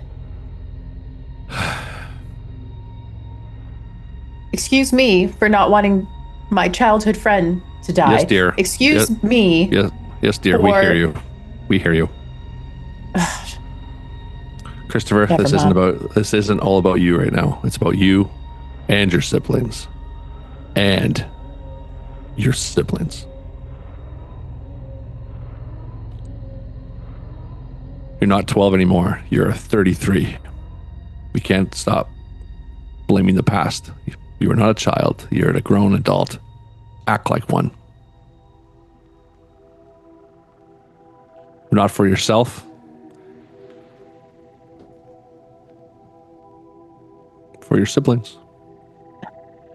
I just stare at her. Just kind of aghast. The fact that she would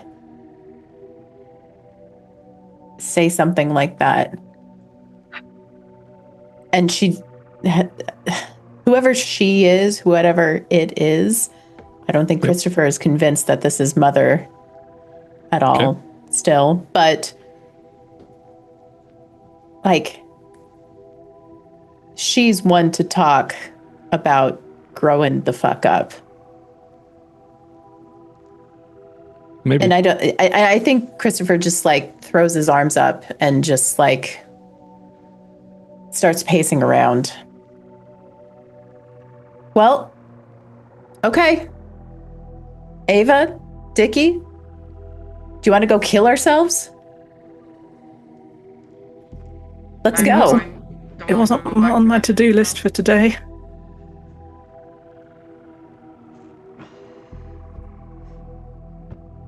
I can help. It'll be painless. We have the drugs and medicine here.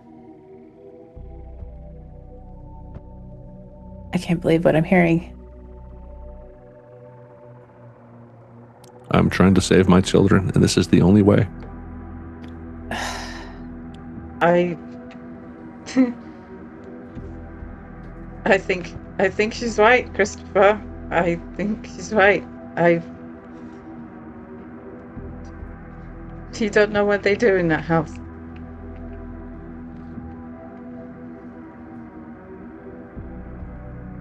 can't have him. Let him have us. We can't. I'm not going back there.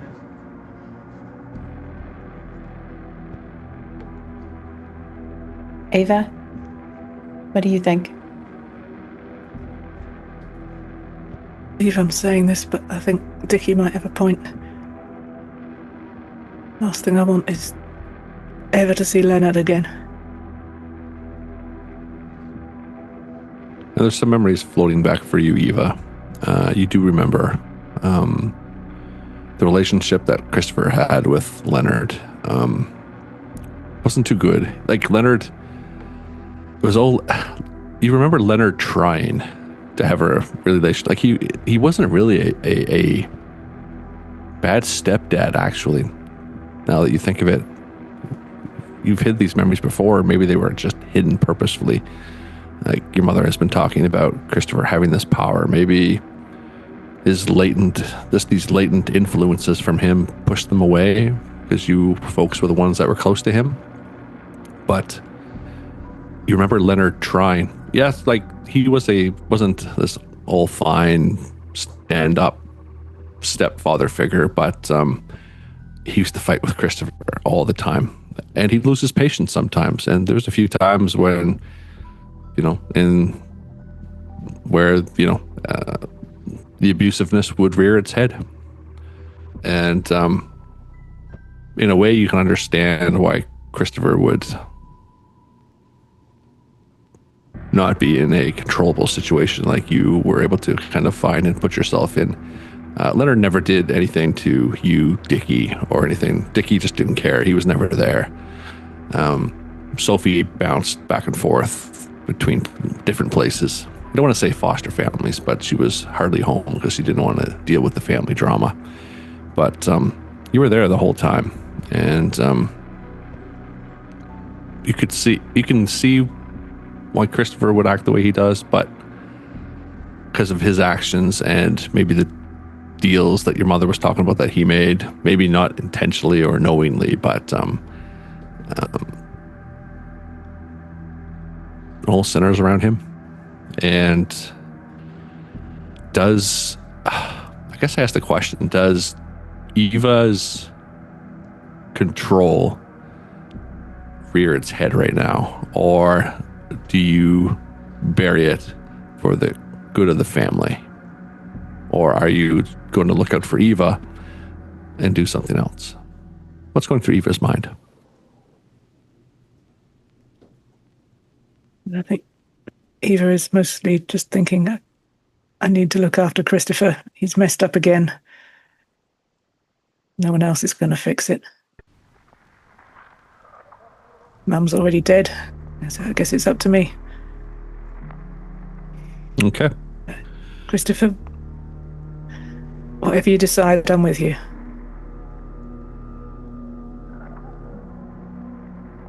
Yeah.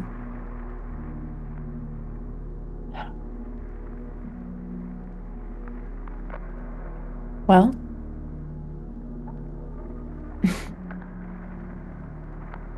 I guess happy fucking birthday to me.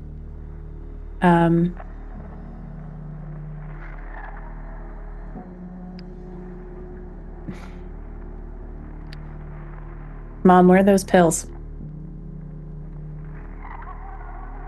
Okay. We don't have to describe this much, but she goes over to her medical cabinet, grabs the ones that would do the job, and she grabs 3 syringes if the 3 of you all make the same decision. Christopher and Eva do. Dickie, do you want to go back to that place again? Are you in a kind of mind decision tipping either to the left or to the right? Do you make that step? That seems like Eva and Christopher have. What about Dickie? For Dickie, it's about this is the only way to avoid going to that place, because he knows that that's what's coming if he doesn't take the step. Because he's been there already. Yeah. So yes, yeah. Okay. All right, so your mother sets you all up. whether it's just on the chair, laid down on the floor, or however way it happens, and you all three, it doesn't hurt. It's peaceful. And as your eyes close and the world goes dark, all three of you, at some point when you pass, you do see that descript kind of white tunnel, and you're just blasting through it. But when you get to the end of it, it's almost like you each hit this kind of hard wall and just, and then you hear and smell different things now, and you open your eyes and you're looking at your hands, you're looking at your body, you're still in your same bodies, but it feels different, smells different. And even the world around you, I guess we'll start with the smell of it first. You have this, even though you're in your mother's office, the outside is there, but the landscape looks like it's a puzzle. The parking lot is a parking lot, but where the lawn was before you came in, it's a row of trees. Then you see a house. You recognize that house, but it shouldn't be here. It's in a neighborhood a little further on. It's one of the, everything looks disjointed. The office that you're in, where you started, is kept together. Everything was organized. It's all askew. It's a mess. Dirt. There's dirt everywhere. Everything is very unkempt. There's this smell of rust, metallic rust smell in the air. And any kind of more visual description, maybe the Upside Down and Stranger Things, but not as crazy and stuff like that. So the environment you're in feels familiar, but you're in, I don't know, it kind of feels like you're in two different places at once. Like you're not in, it was like two worlds are kind of crashing into each other, and whatever's crashed together has kind of formed this weird landscape. And it's cold. It is so cold. And the feelings you get when you're in your body, it almost feels like if you, how you normally feel, you're attached, you have full control, but you see your body, you're moving it around, but it's almost like, it feels like a phantom limbs or something, like if it actually shouldn't be there, and your skin feels just ever so slightly like loose, like if you, it's a weird sensation. And your mother is not there anymore. And it's just the three of you standing there in her office, and she's not there anymore.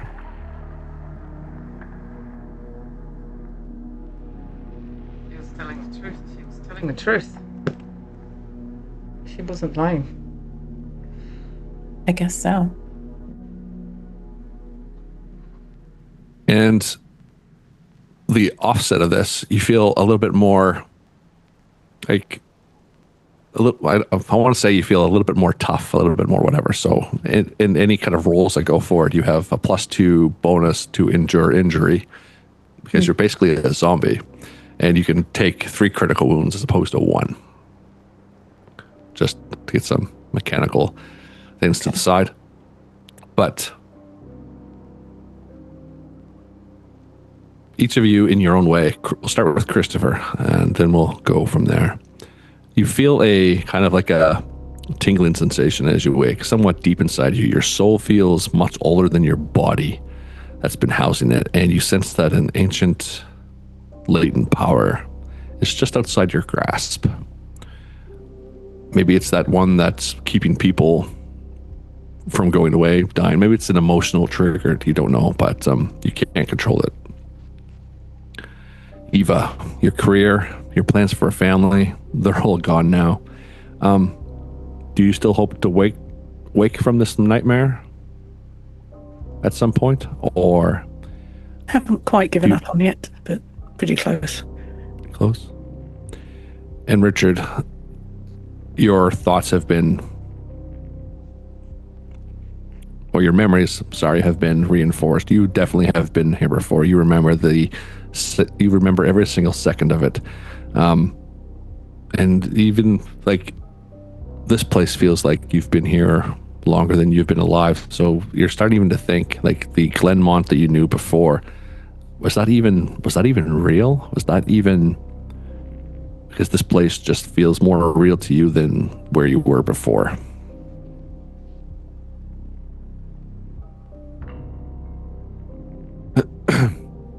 And as you'll kind of grasp and think about these situations you're in, you have this, just innately that you have to go back to Selkirk. That is where you saw him. That is where you need to finish it, because that's where his power kind of resides, if you want to free yourselves from this eventual control that he's kind of bringing over your whole family. He's already got your mother. Will you let him get all of you?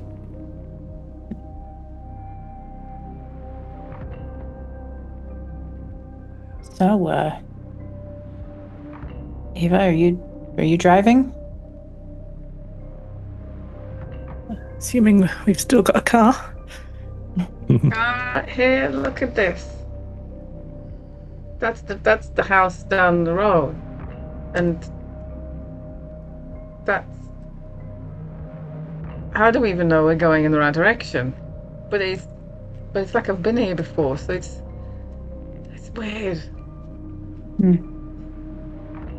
Dickie, it's like you yourself wouldn't. You think you know the way because, like I said, this place feels like the world that you've known because you've been here longer than anyone. But yeah, traveling, it's different here.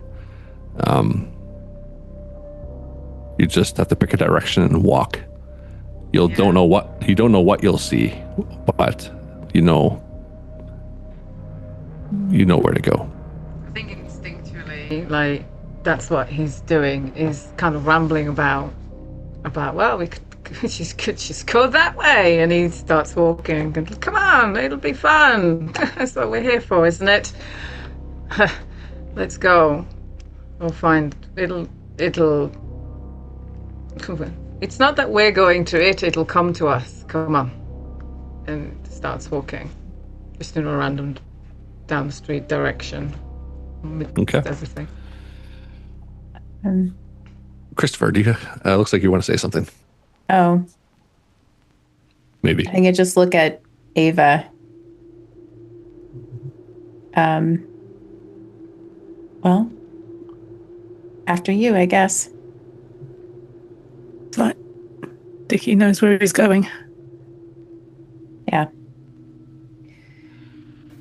How do you fight whatever Leonard is?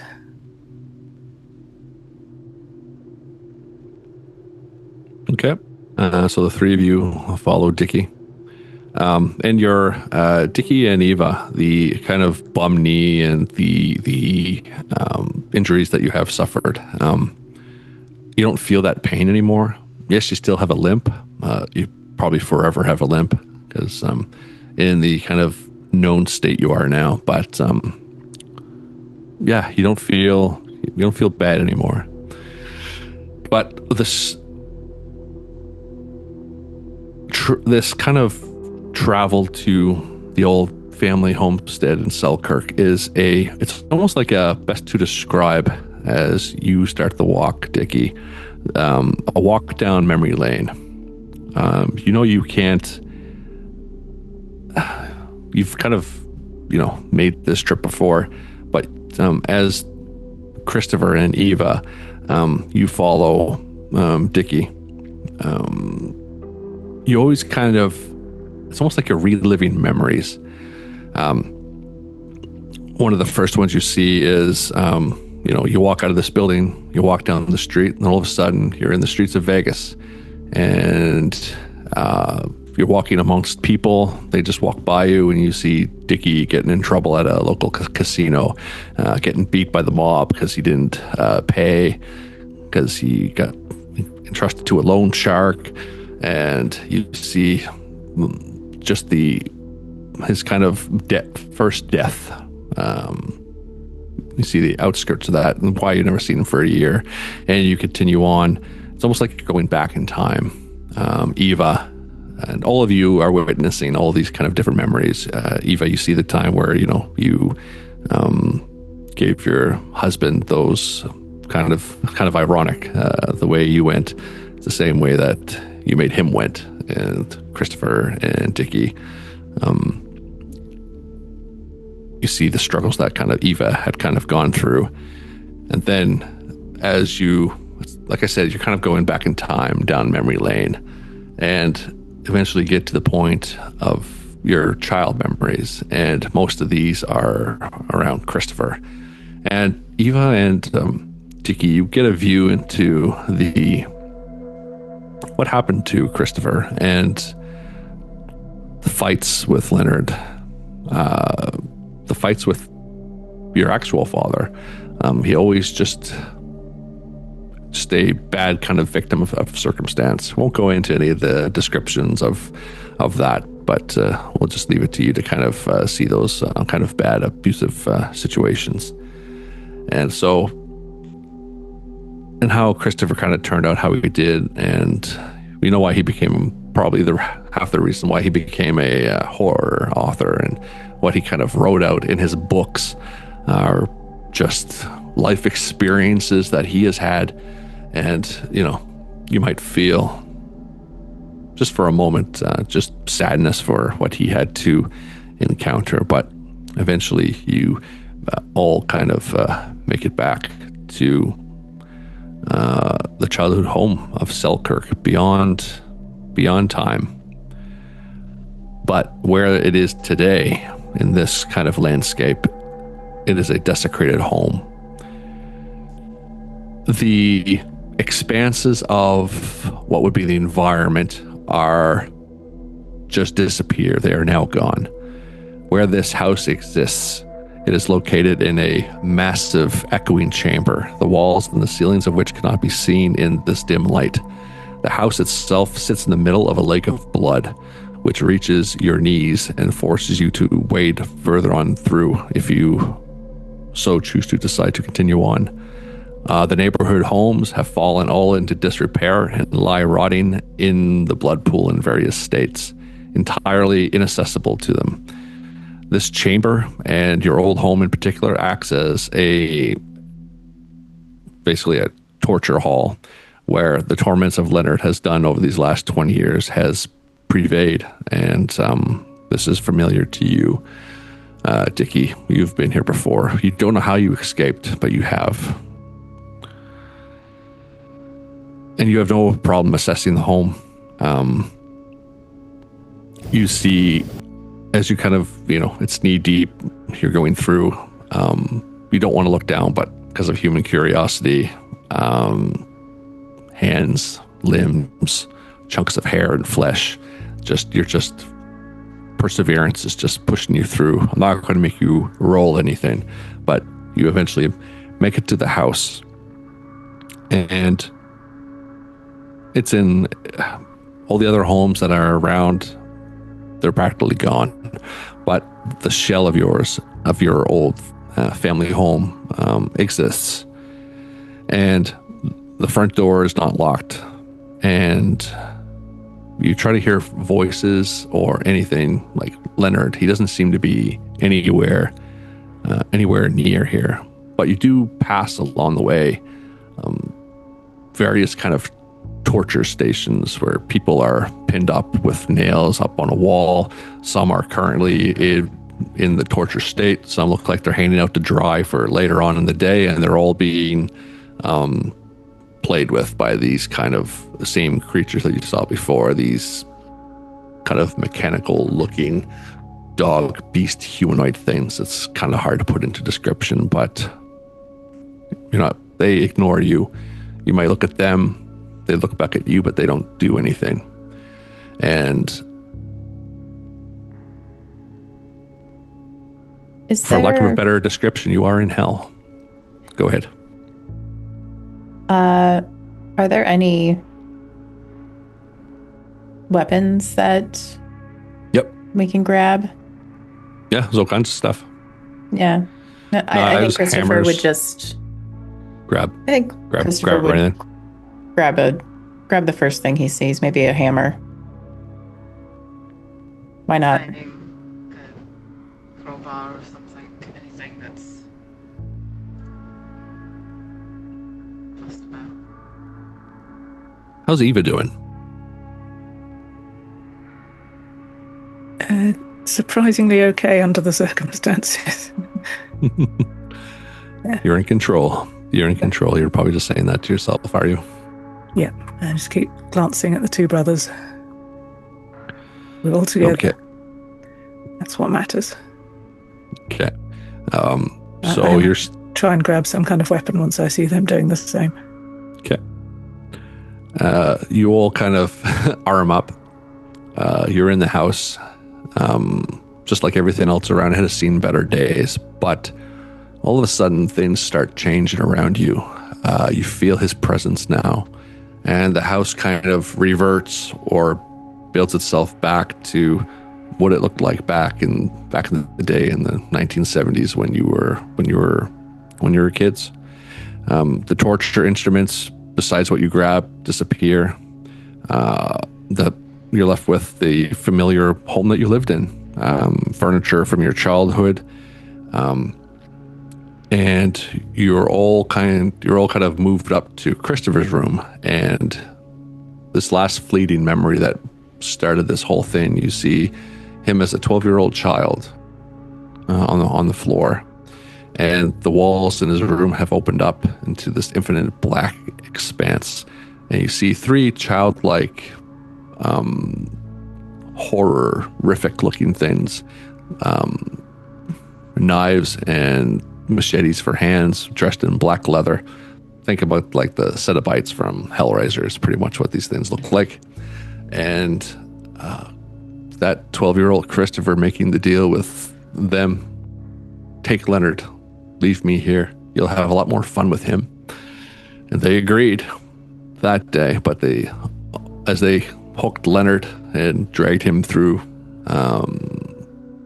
this crack in the wall, one of them looked back in a kind of childish, kind of giggling way. This is not permanent. We'll be back for you someday, sometime. And that's probably where, Christopher, you had put up that mental block because of your maybe latent power kind of thing. You just put everything in a memory box and put it on the shelf. And you are here today.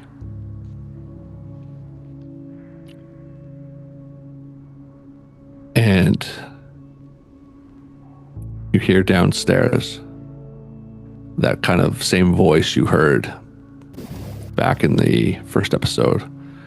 Sounds like Leonard, but it is very gnarled and jagged and full of angst. And he's here to collect. What do you do?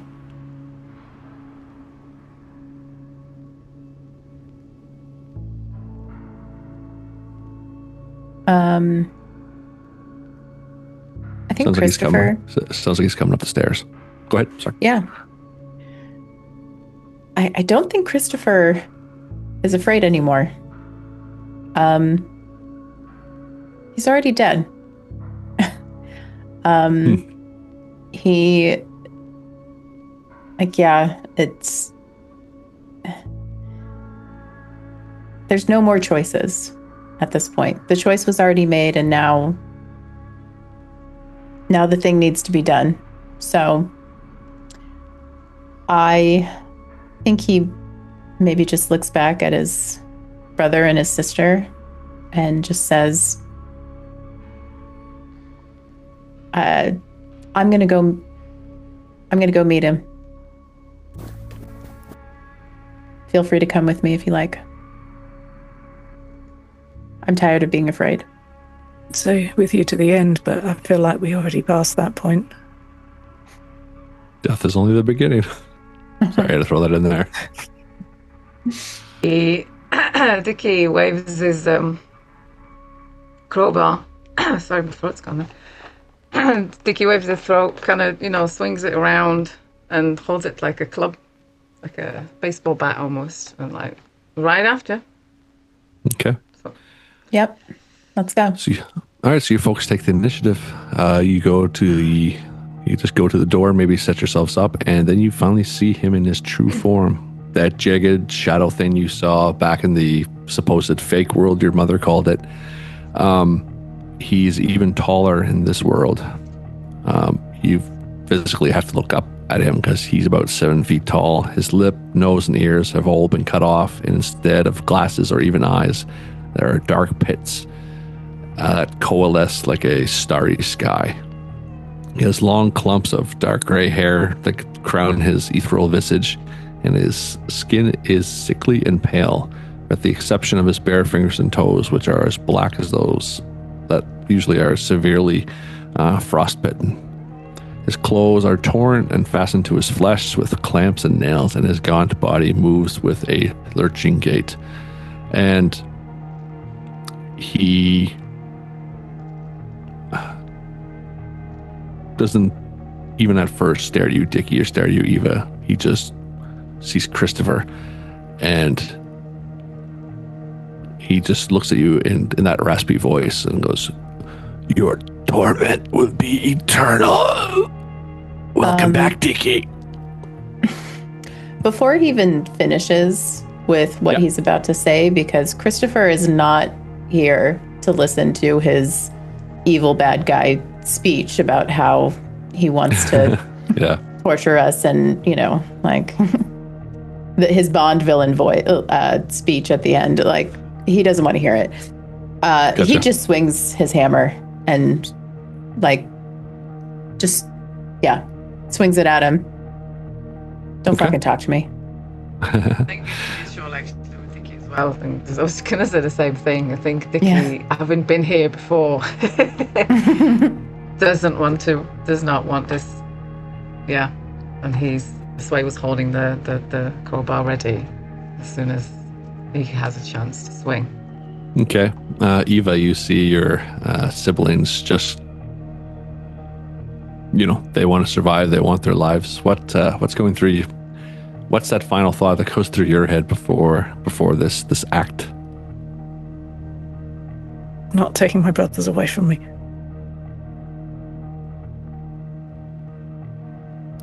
Excellent. Okay.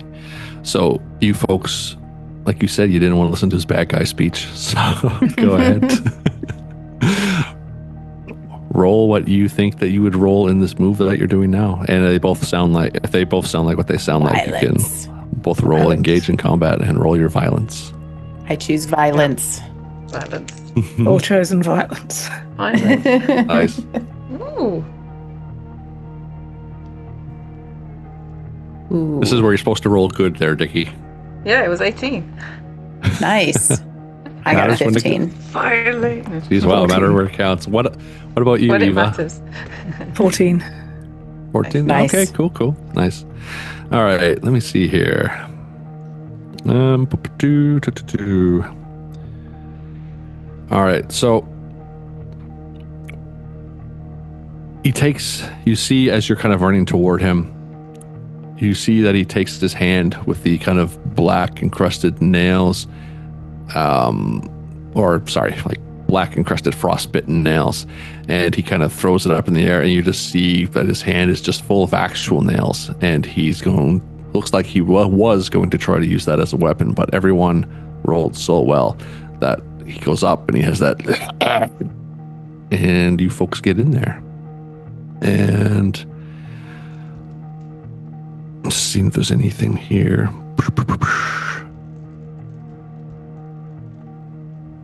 Yeah, no. So your improvised weapons, we'll say they just describe what happens instead of like doing crunchy numbers. I want to try to keep this narrative. So you're all kind of successful. Explain what happens. I think because I'm holding the crowbar up already, I think when he comes down with the hand, I'm stopping him to let the others kind of get in. Okay. Okay.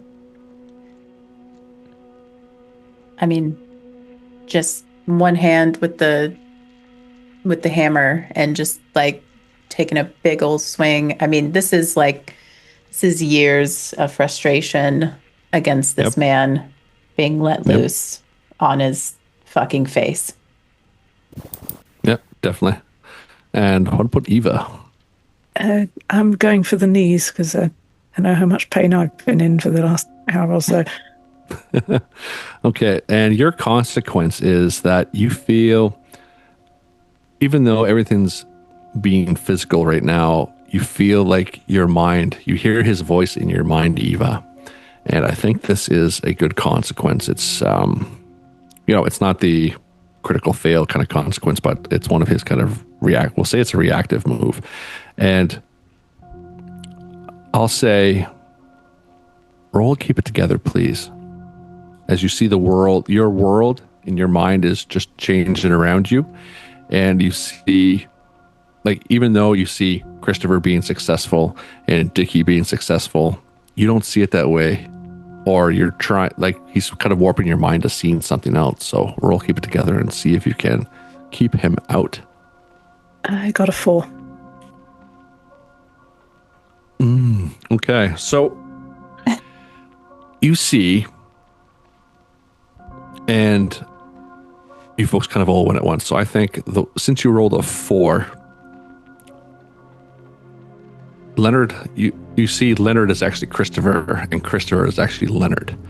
So your attack is successful, but you have your mind is warped, and everything just goes. You have this sudden sensation of just a mind pain, and it clears, and things have changed a little bit. But you did roll a success, but unfortunately,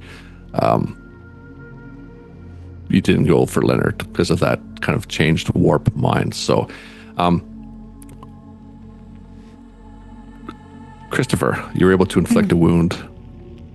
Dickie, you were able to deflect the kind of nail frostbitten hand, and you were able to kind of cut down, basically almost sever his hand off, and that's hanging there. But Christopher, you feel this clock on the back of your head, and you just see blood coming down the front of your face. And I'll ask you to roll an injury, please. Yeah. -2 I get +2 on that? Yes, actually. So +2, Okay. -2. So it'll be... Oh, -2 for the harm. Okay. Yep. Yeah. Okay, so I'll just do my regular roll then. And Dickie, from your perspective, you see that Eva standing there stunned, and she whacked Christopher on the back of the head, and it hit hard. So I actually got a 15 on that, which... Cool. Yeah. And okay. I mean, if that gives me an opportunity to actually see what happened, I'll... Yeah, definitely. You Eva... It's still there, but you're just pushing through it. So you just whip around. You just see Eva staring at you, like, at least. Sorry, I keep talking for people. Eva, what do you, once you once you hit this Leonard, it all kind of melts away again, and you're there, and you basically cracked the skull a little bit of Christopher. Yeah, I'm just going to back away a bit in utter confusion for a moment. And Christopher, which one are you? I'm Christopher. I'm Christopher. That's Christopher. I'm kind of hanging, holding the bar, pointing at Christopher. Okay. Try a... Ooh... You're helping out here, Dickie. Let's see if we can make this interesting. Roll I would usually say influence other, but it's kind of a... Should I do it or Dickie does it? There's a helping or hindering helping, thing, yeah. in the thing. Okay. He plus to her. Yeah, so... Yeah, so... yeah, but... Yeah. Yeah, this isn't see through the illusion for you, Christopher, but you can try to. I still want it to be a soul roll, so maybe it would fall under improvised move, as you're just, like I said, you do have this latent power kind of thing. So, Dickie, roll soul 2 and see what happens. Okay. And for narrative purposes, I think I'm trying to convince Eva that I'm Christopher by saying something that only her and I would know, like something from our childhood. Like, remember the book that we used to read together? Remember the book that we used to read together? He said the same thing. I rolled an 18 on the dice, but it's -2, so 16. All right. Good. That gives Christopher a +2. Okay, plus it's my soul. Oh, nice. Nice. Okay, I rolled a 5, but I have +3 in soul, and +2 is 12. So basically not a fail. Not a fail. All right. Or no, so it's a 10. Sorry, it's a 10. 10? But yeah, still. Yeah. So with, like, you know, your two siblings are yelling at you, Eva. Hey, hi, Christopher. And then, you know, Christopher tries to bring in a memory, but the other Christopher, or no, that's the real Christopher, and you're still confused. But sibling power takes over, and you focus in on Dickie pointing at that one, and that is enough to able to kind of bring you back and stabilize things. Like, it's still hazy, but at least you can concentrate now and are not confused. So, great work, team. So you see, you see this version of Leonard kind of he doesn't stop coming for you three. Dickie, where you kind of cut off his hand, he just ignores it, seemingly unstoppable. Where Christopher, you came with a hammer, and you were able to kind of embed it in his chest. From that wound, you're able to kind of haul it back out. It takes a little bit of strength and girth, but the black bile just kind of spews from that. And that with that injury, he looks like you've actually hurt him a little bit, and there's this ungodly just like screech, and that screech makes everything, all the other creatures you've seen everywhere, screech in pain at the same time. And now it's his turn. So this huge metallic toolbox comes up from the floor, from this bloody pool, and it opens up, and he grabs in and brings out this huge kind of serrated, jagged sledgehammer. And he's looking at you, Christopher, again, and he comes down and he's just swinging it wildly. Please roll I know it's not avoid harm, but it's called. It's reflexes. Act under pressure. Act under pressure. Oh boy. Yeah, that's a 4.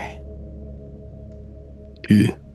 And actually, I don't even think now with this, with the new rules, I don't even think you have to roll that, and it just goes straight to injured injury. So, if you're okay with us changing that to injured injury, it would have been a different stat. So it would have been it would have been fortitude -2 instead.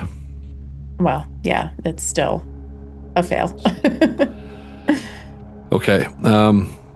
Yeah. So this goes and it hits the side of your chest, and you hear ribs crack and break. It's up to you. Do you take a serious wound, or do you take a serious wound and get knocked out, or do you take a critical wound and keep on going? And just a reminder, your bodies are extra squishy. Well, we've got the 3 critical wounds now, right? So yeah. So I'll take a critical wound, and because I still want to be up and moving. Okay. And from this kind of flail going around, say, Eva, you're actually behind everything, and Dickie's in the front. So, Dickie, you are unfortunately in the swinging arc of this. So, I'll ask you to make a injury as well. So, it'll be fortitude -2. Is it -2? We got +2 for the being zombies. Yes, you do. I forgot. Sorry, Crystal, if that changes your roll, you actually had +4.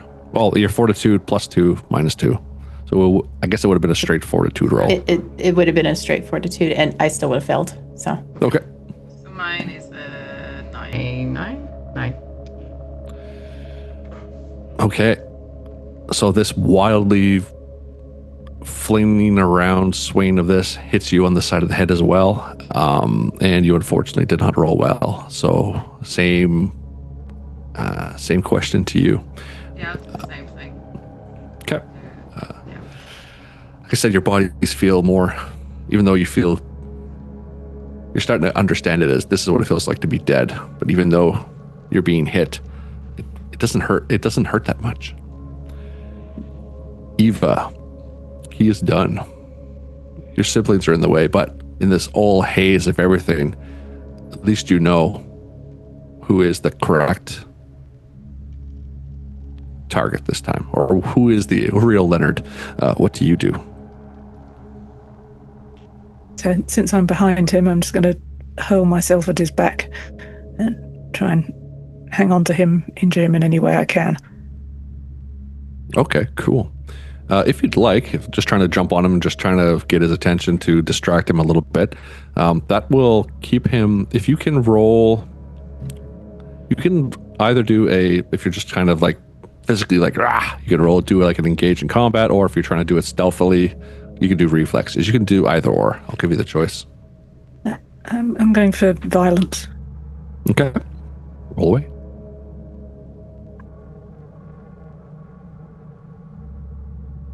Uh, 17. All right. Awesome. You're able to jump on the back and you feel good about this. Even if you can still feel good, you are in control of this thing and it makes you feel good. And in this instance, it actually distracts him for a bit and he doesn't get to do what he wants to do. And it goes back to Christopher and Dickie. Same thing. Choosing violence, going in with my hammer. Probably, if he hit me in the sort of ribs or chest area, I don't know if I'm breathing as a dead person, but maybe like I'm still used to breathing, so it's just kind of a wheezing, strange noise coming from my lungs and. Yep. Yeah, but yeah, violence.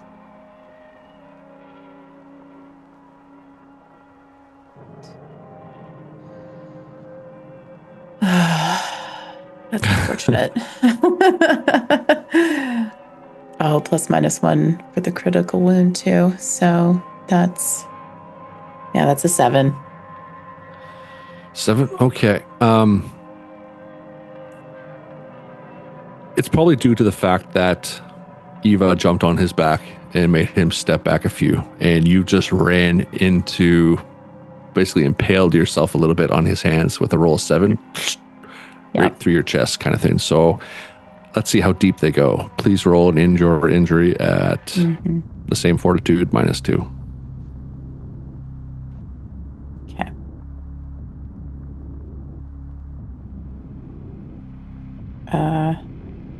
+2 -2. So just be fortitude. Fortitude, yeah. That's a sorry. Plus your sorry.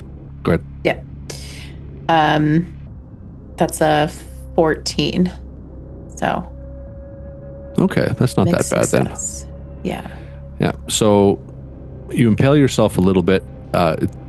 His rusty kind of finger blades don't go completely through, but you do take a serious wound. So I think you got 1 crit and 1 serious now. Yeah. Okay. But you are kind of like his hand is stuck and he's semi-impaled in your chest cavity. Okay. Dickie, what's up? Do the series wounds stack? They don't. Is it -1 just for all of them, or is No. it 1 each? -1 for all. Okay, that's fine. So, yeah, because now I've got critical, so there's 2 of them. So it's -2, so isn't it? That'll be -2, yeah. Yeah, so then that is an 11. 11? So yeah, whilst Christopher's trying to swing as well, Dickie's just shaking his head with this massive crack skull now. And Okay, yep, no. blindly. Okay, yep, you will say you're able to inflict 1, but you're kind of like you've basically just fall on the ground, and you lose your weapon. Pretty much gets impaled in him, and you lose that kind of fall backwards. Okay. Okay, Eva, what do you want to do? I think by this point I'm just trying to pull his head off. All right, roll of violence, please. Depending on how high the roll is or what happens, we'll see if you're 13. able to start. How much? 13. 13. Okay. And I suppose you're doing this with all your might because you just don't care anymore. So, yeah. If you're okay with the description, and just you kind of, or you go ahead. You can describe it because you probably see it a different way. How would Eva kind of make this work? Yeah, just hanging on with her legs, getting her arms around under his jaw and just pulling as hard as she can. All right. So under his jaw, you just hear it crack. More kind of black bile kind of comes down and leans on and just you can just feel it just burns your skin, and he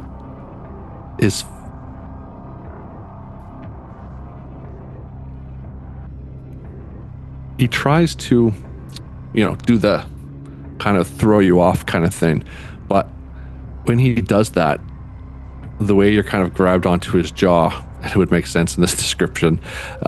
You're actually able to when he does that and this kind of reaction to this wound, you actually rip it a little bit further, and I'd say from that he takes another wound, and he is not looking too good right now. And he's just fanatical, and the words he is saying are just kept up in this heap of just utter nonsense. He did not expect this. He has always been in control, and he is seemingly shocked that you get the sense that how are they able to affect me in here? And he's all over the place. He was not expecting this. And all the creatures that are around are in the kind of same kind of like pain that you're causing him are the pain that you're causing outwardly to everything else. So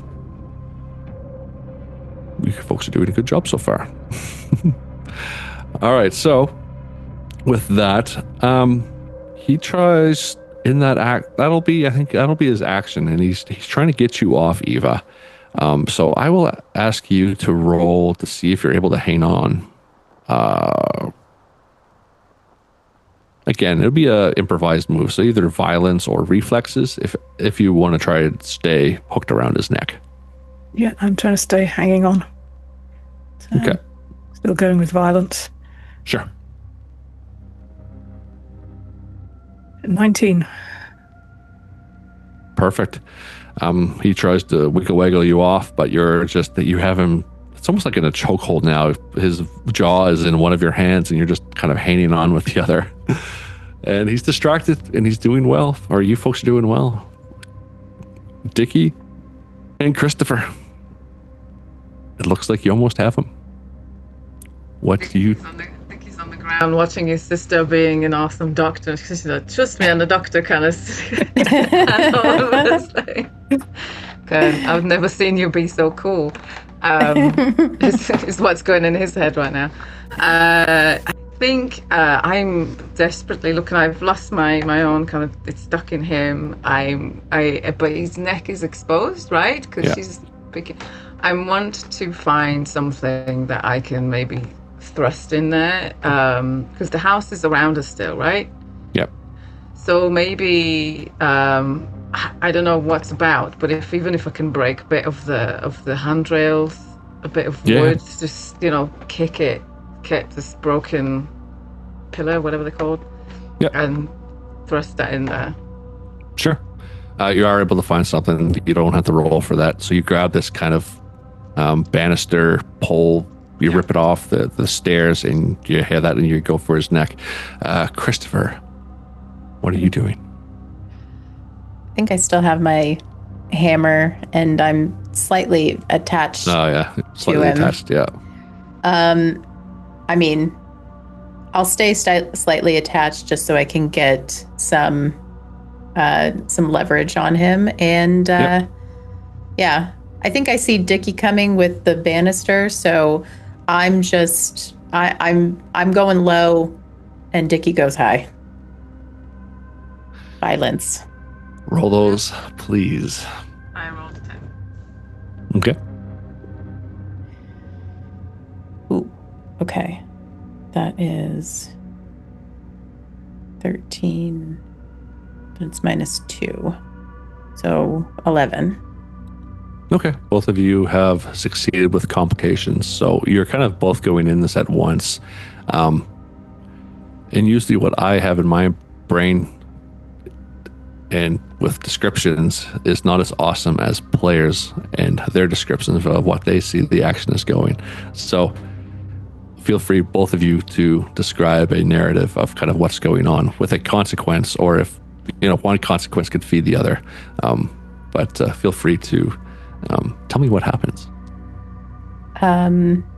If I may, since he is so tall, Yep. I basically was going low just so that he would sort of double over a bit so that Dickie could have a better leverage Okay, gotcha. to his neck. And Cool. Yeah, I think the same. So I think it's almost like this instinctual collaboration as he's going lower down. I'm seeing the figure leaning forwards and thrusting this bit of wood up to the neck, but at the same time, there's a flailing, perhaps, or this, the hand that's hanging loose, maybe. Yeah. Kind of flails about and catches me, kind of making me stumble backwards. Sure. And I think I have to impale myself further on his nails in order to do this move to help Dickie.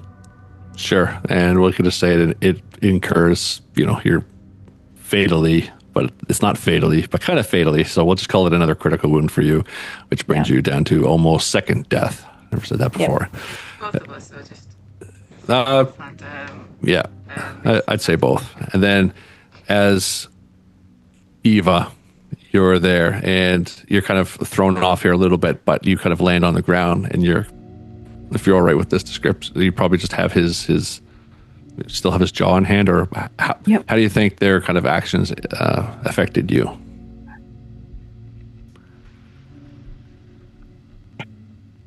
Yeah, I think Eva's being flung around a bit by all of his sudden movements. So yeah, I think ending up maybe flung on the ground with a handful of jaw. Yeah, definitely. And as you kind of hold that jaw, it actually, you just hear the kind of the last kind of gurglings of this hell tormentor, your tormentors, and the jaw just kind of starts like ashen away. It just turns, you feel the cold fleshiness. It starts to dissolve. Even like the black ichor that's kind of running down your arm, it just disintegrates into, or evaporates into, just ash as this form and visage of Leonard floats away in an ashen thing of Mr. Smoke, let's say. And the same thing happens. You hear those creatures, torture creatures that are around. You see them, same thing. They just ashen away. And all three of you are sitting there, standing there, well worse for wear. You're still dead, but you are still in this borderlands, maybe, between the existence and the fake world and whatever this new world is that's approaching. But as kind of calmness and the smell of rust and blood and everything that you've all experienced, and you all look at each other, one final thing grabs your attention. The walls with the room you're in start to open up, and you see 3 childlike creatures that have been described before in Christopher's novels, recounted in memories. 3 childlike things dressed in leather. They hold razor-sharp hooks in their hands and fix their gazes solely upon Christopher. And slowly, they encircle Christopher and the siblings, staring at all the characters, laughing almost lovingly in their childish kind of like hee way. It's time to repay your debt. We have waited long enough, and this man no longer amuses us. We want you. The 3 little children speak at once in an angelic, high-pitched voice, each mimicking the next horrific, expected grins. You must turn yourself over freely to us. Come learn what power you've abandoned. Come with us.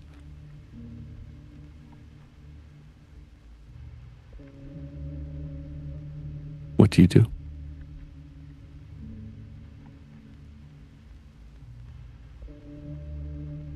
Or we'll leave it there as a question to be answered maybe another day. As the I like that. Yeah. As the veil turns black and the curtain comes down. What decision will these 3 children or 3 characters make? Who knows? At least they're away from one tormentor, but maybe in the grasp of another. And that is a running of Till Death Do Us Part. And and hopefully it wasn't too horrific or too menacing for our characters here. Running horror in the morning. I was going to say horror in the morning, but it's horror in the morning. And we'll just keep it simple. Thank you for being here. Please tell people about yourselves, where they can find you on the interwebs, and we will close up this session. The little scientist. I'll start us off. Yep, I'm Crystal. I'm the little scientist on Discord, and I'm helping organize the con with Ryan and our other con organizer, David. And yeah, you can find me on stuff like this on our YouTube, on our Kick and our Twitch, and I run games on the server, and lurking around the server every once in a while. And thank you, Ryan, and thank you, Inbal and Sue. This was a lot of fun. Sue, where can people find you? You can find me on Discord and various other social medias under the name Savage Spiel. And you can find me running games at various RPG conventions around the UK. Awesome. And Inbal. I'm Inbal. You can find me on Discord as IRP Goob, or on the website rpgoobs.com, or at the Illusion Horror Con server where I'm the moderator. Come and join us and let's have lots of fun, and thank you guys for this lovely game. Thank you all, and people stay tuned. In about less than an hour we'll have I think it's our slot 4.5 panel that is coming up, and until then, thank you and have a wonderful rest of con. Goodbye. Bye. Bye. Thank you for joining us for this recorded actual play from 2025 Illusion Horror Con Untethered Realities. We'd like to thank our game master, players, and all other contributors to this video. Please subscribe if you have enjoyed this actual play, and let us know what you think of this episode in the Illusion Horror Con community spaces. Respectfully, of course. For more information, schedules, and future events, please visit our website or join our Discord server. Links are in the description. Thanks for listening. See you next time.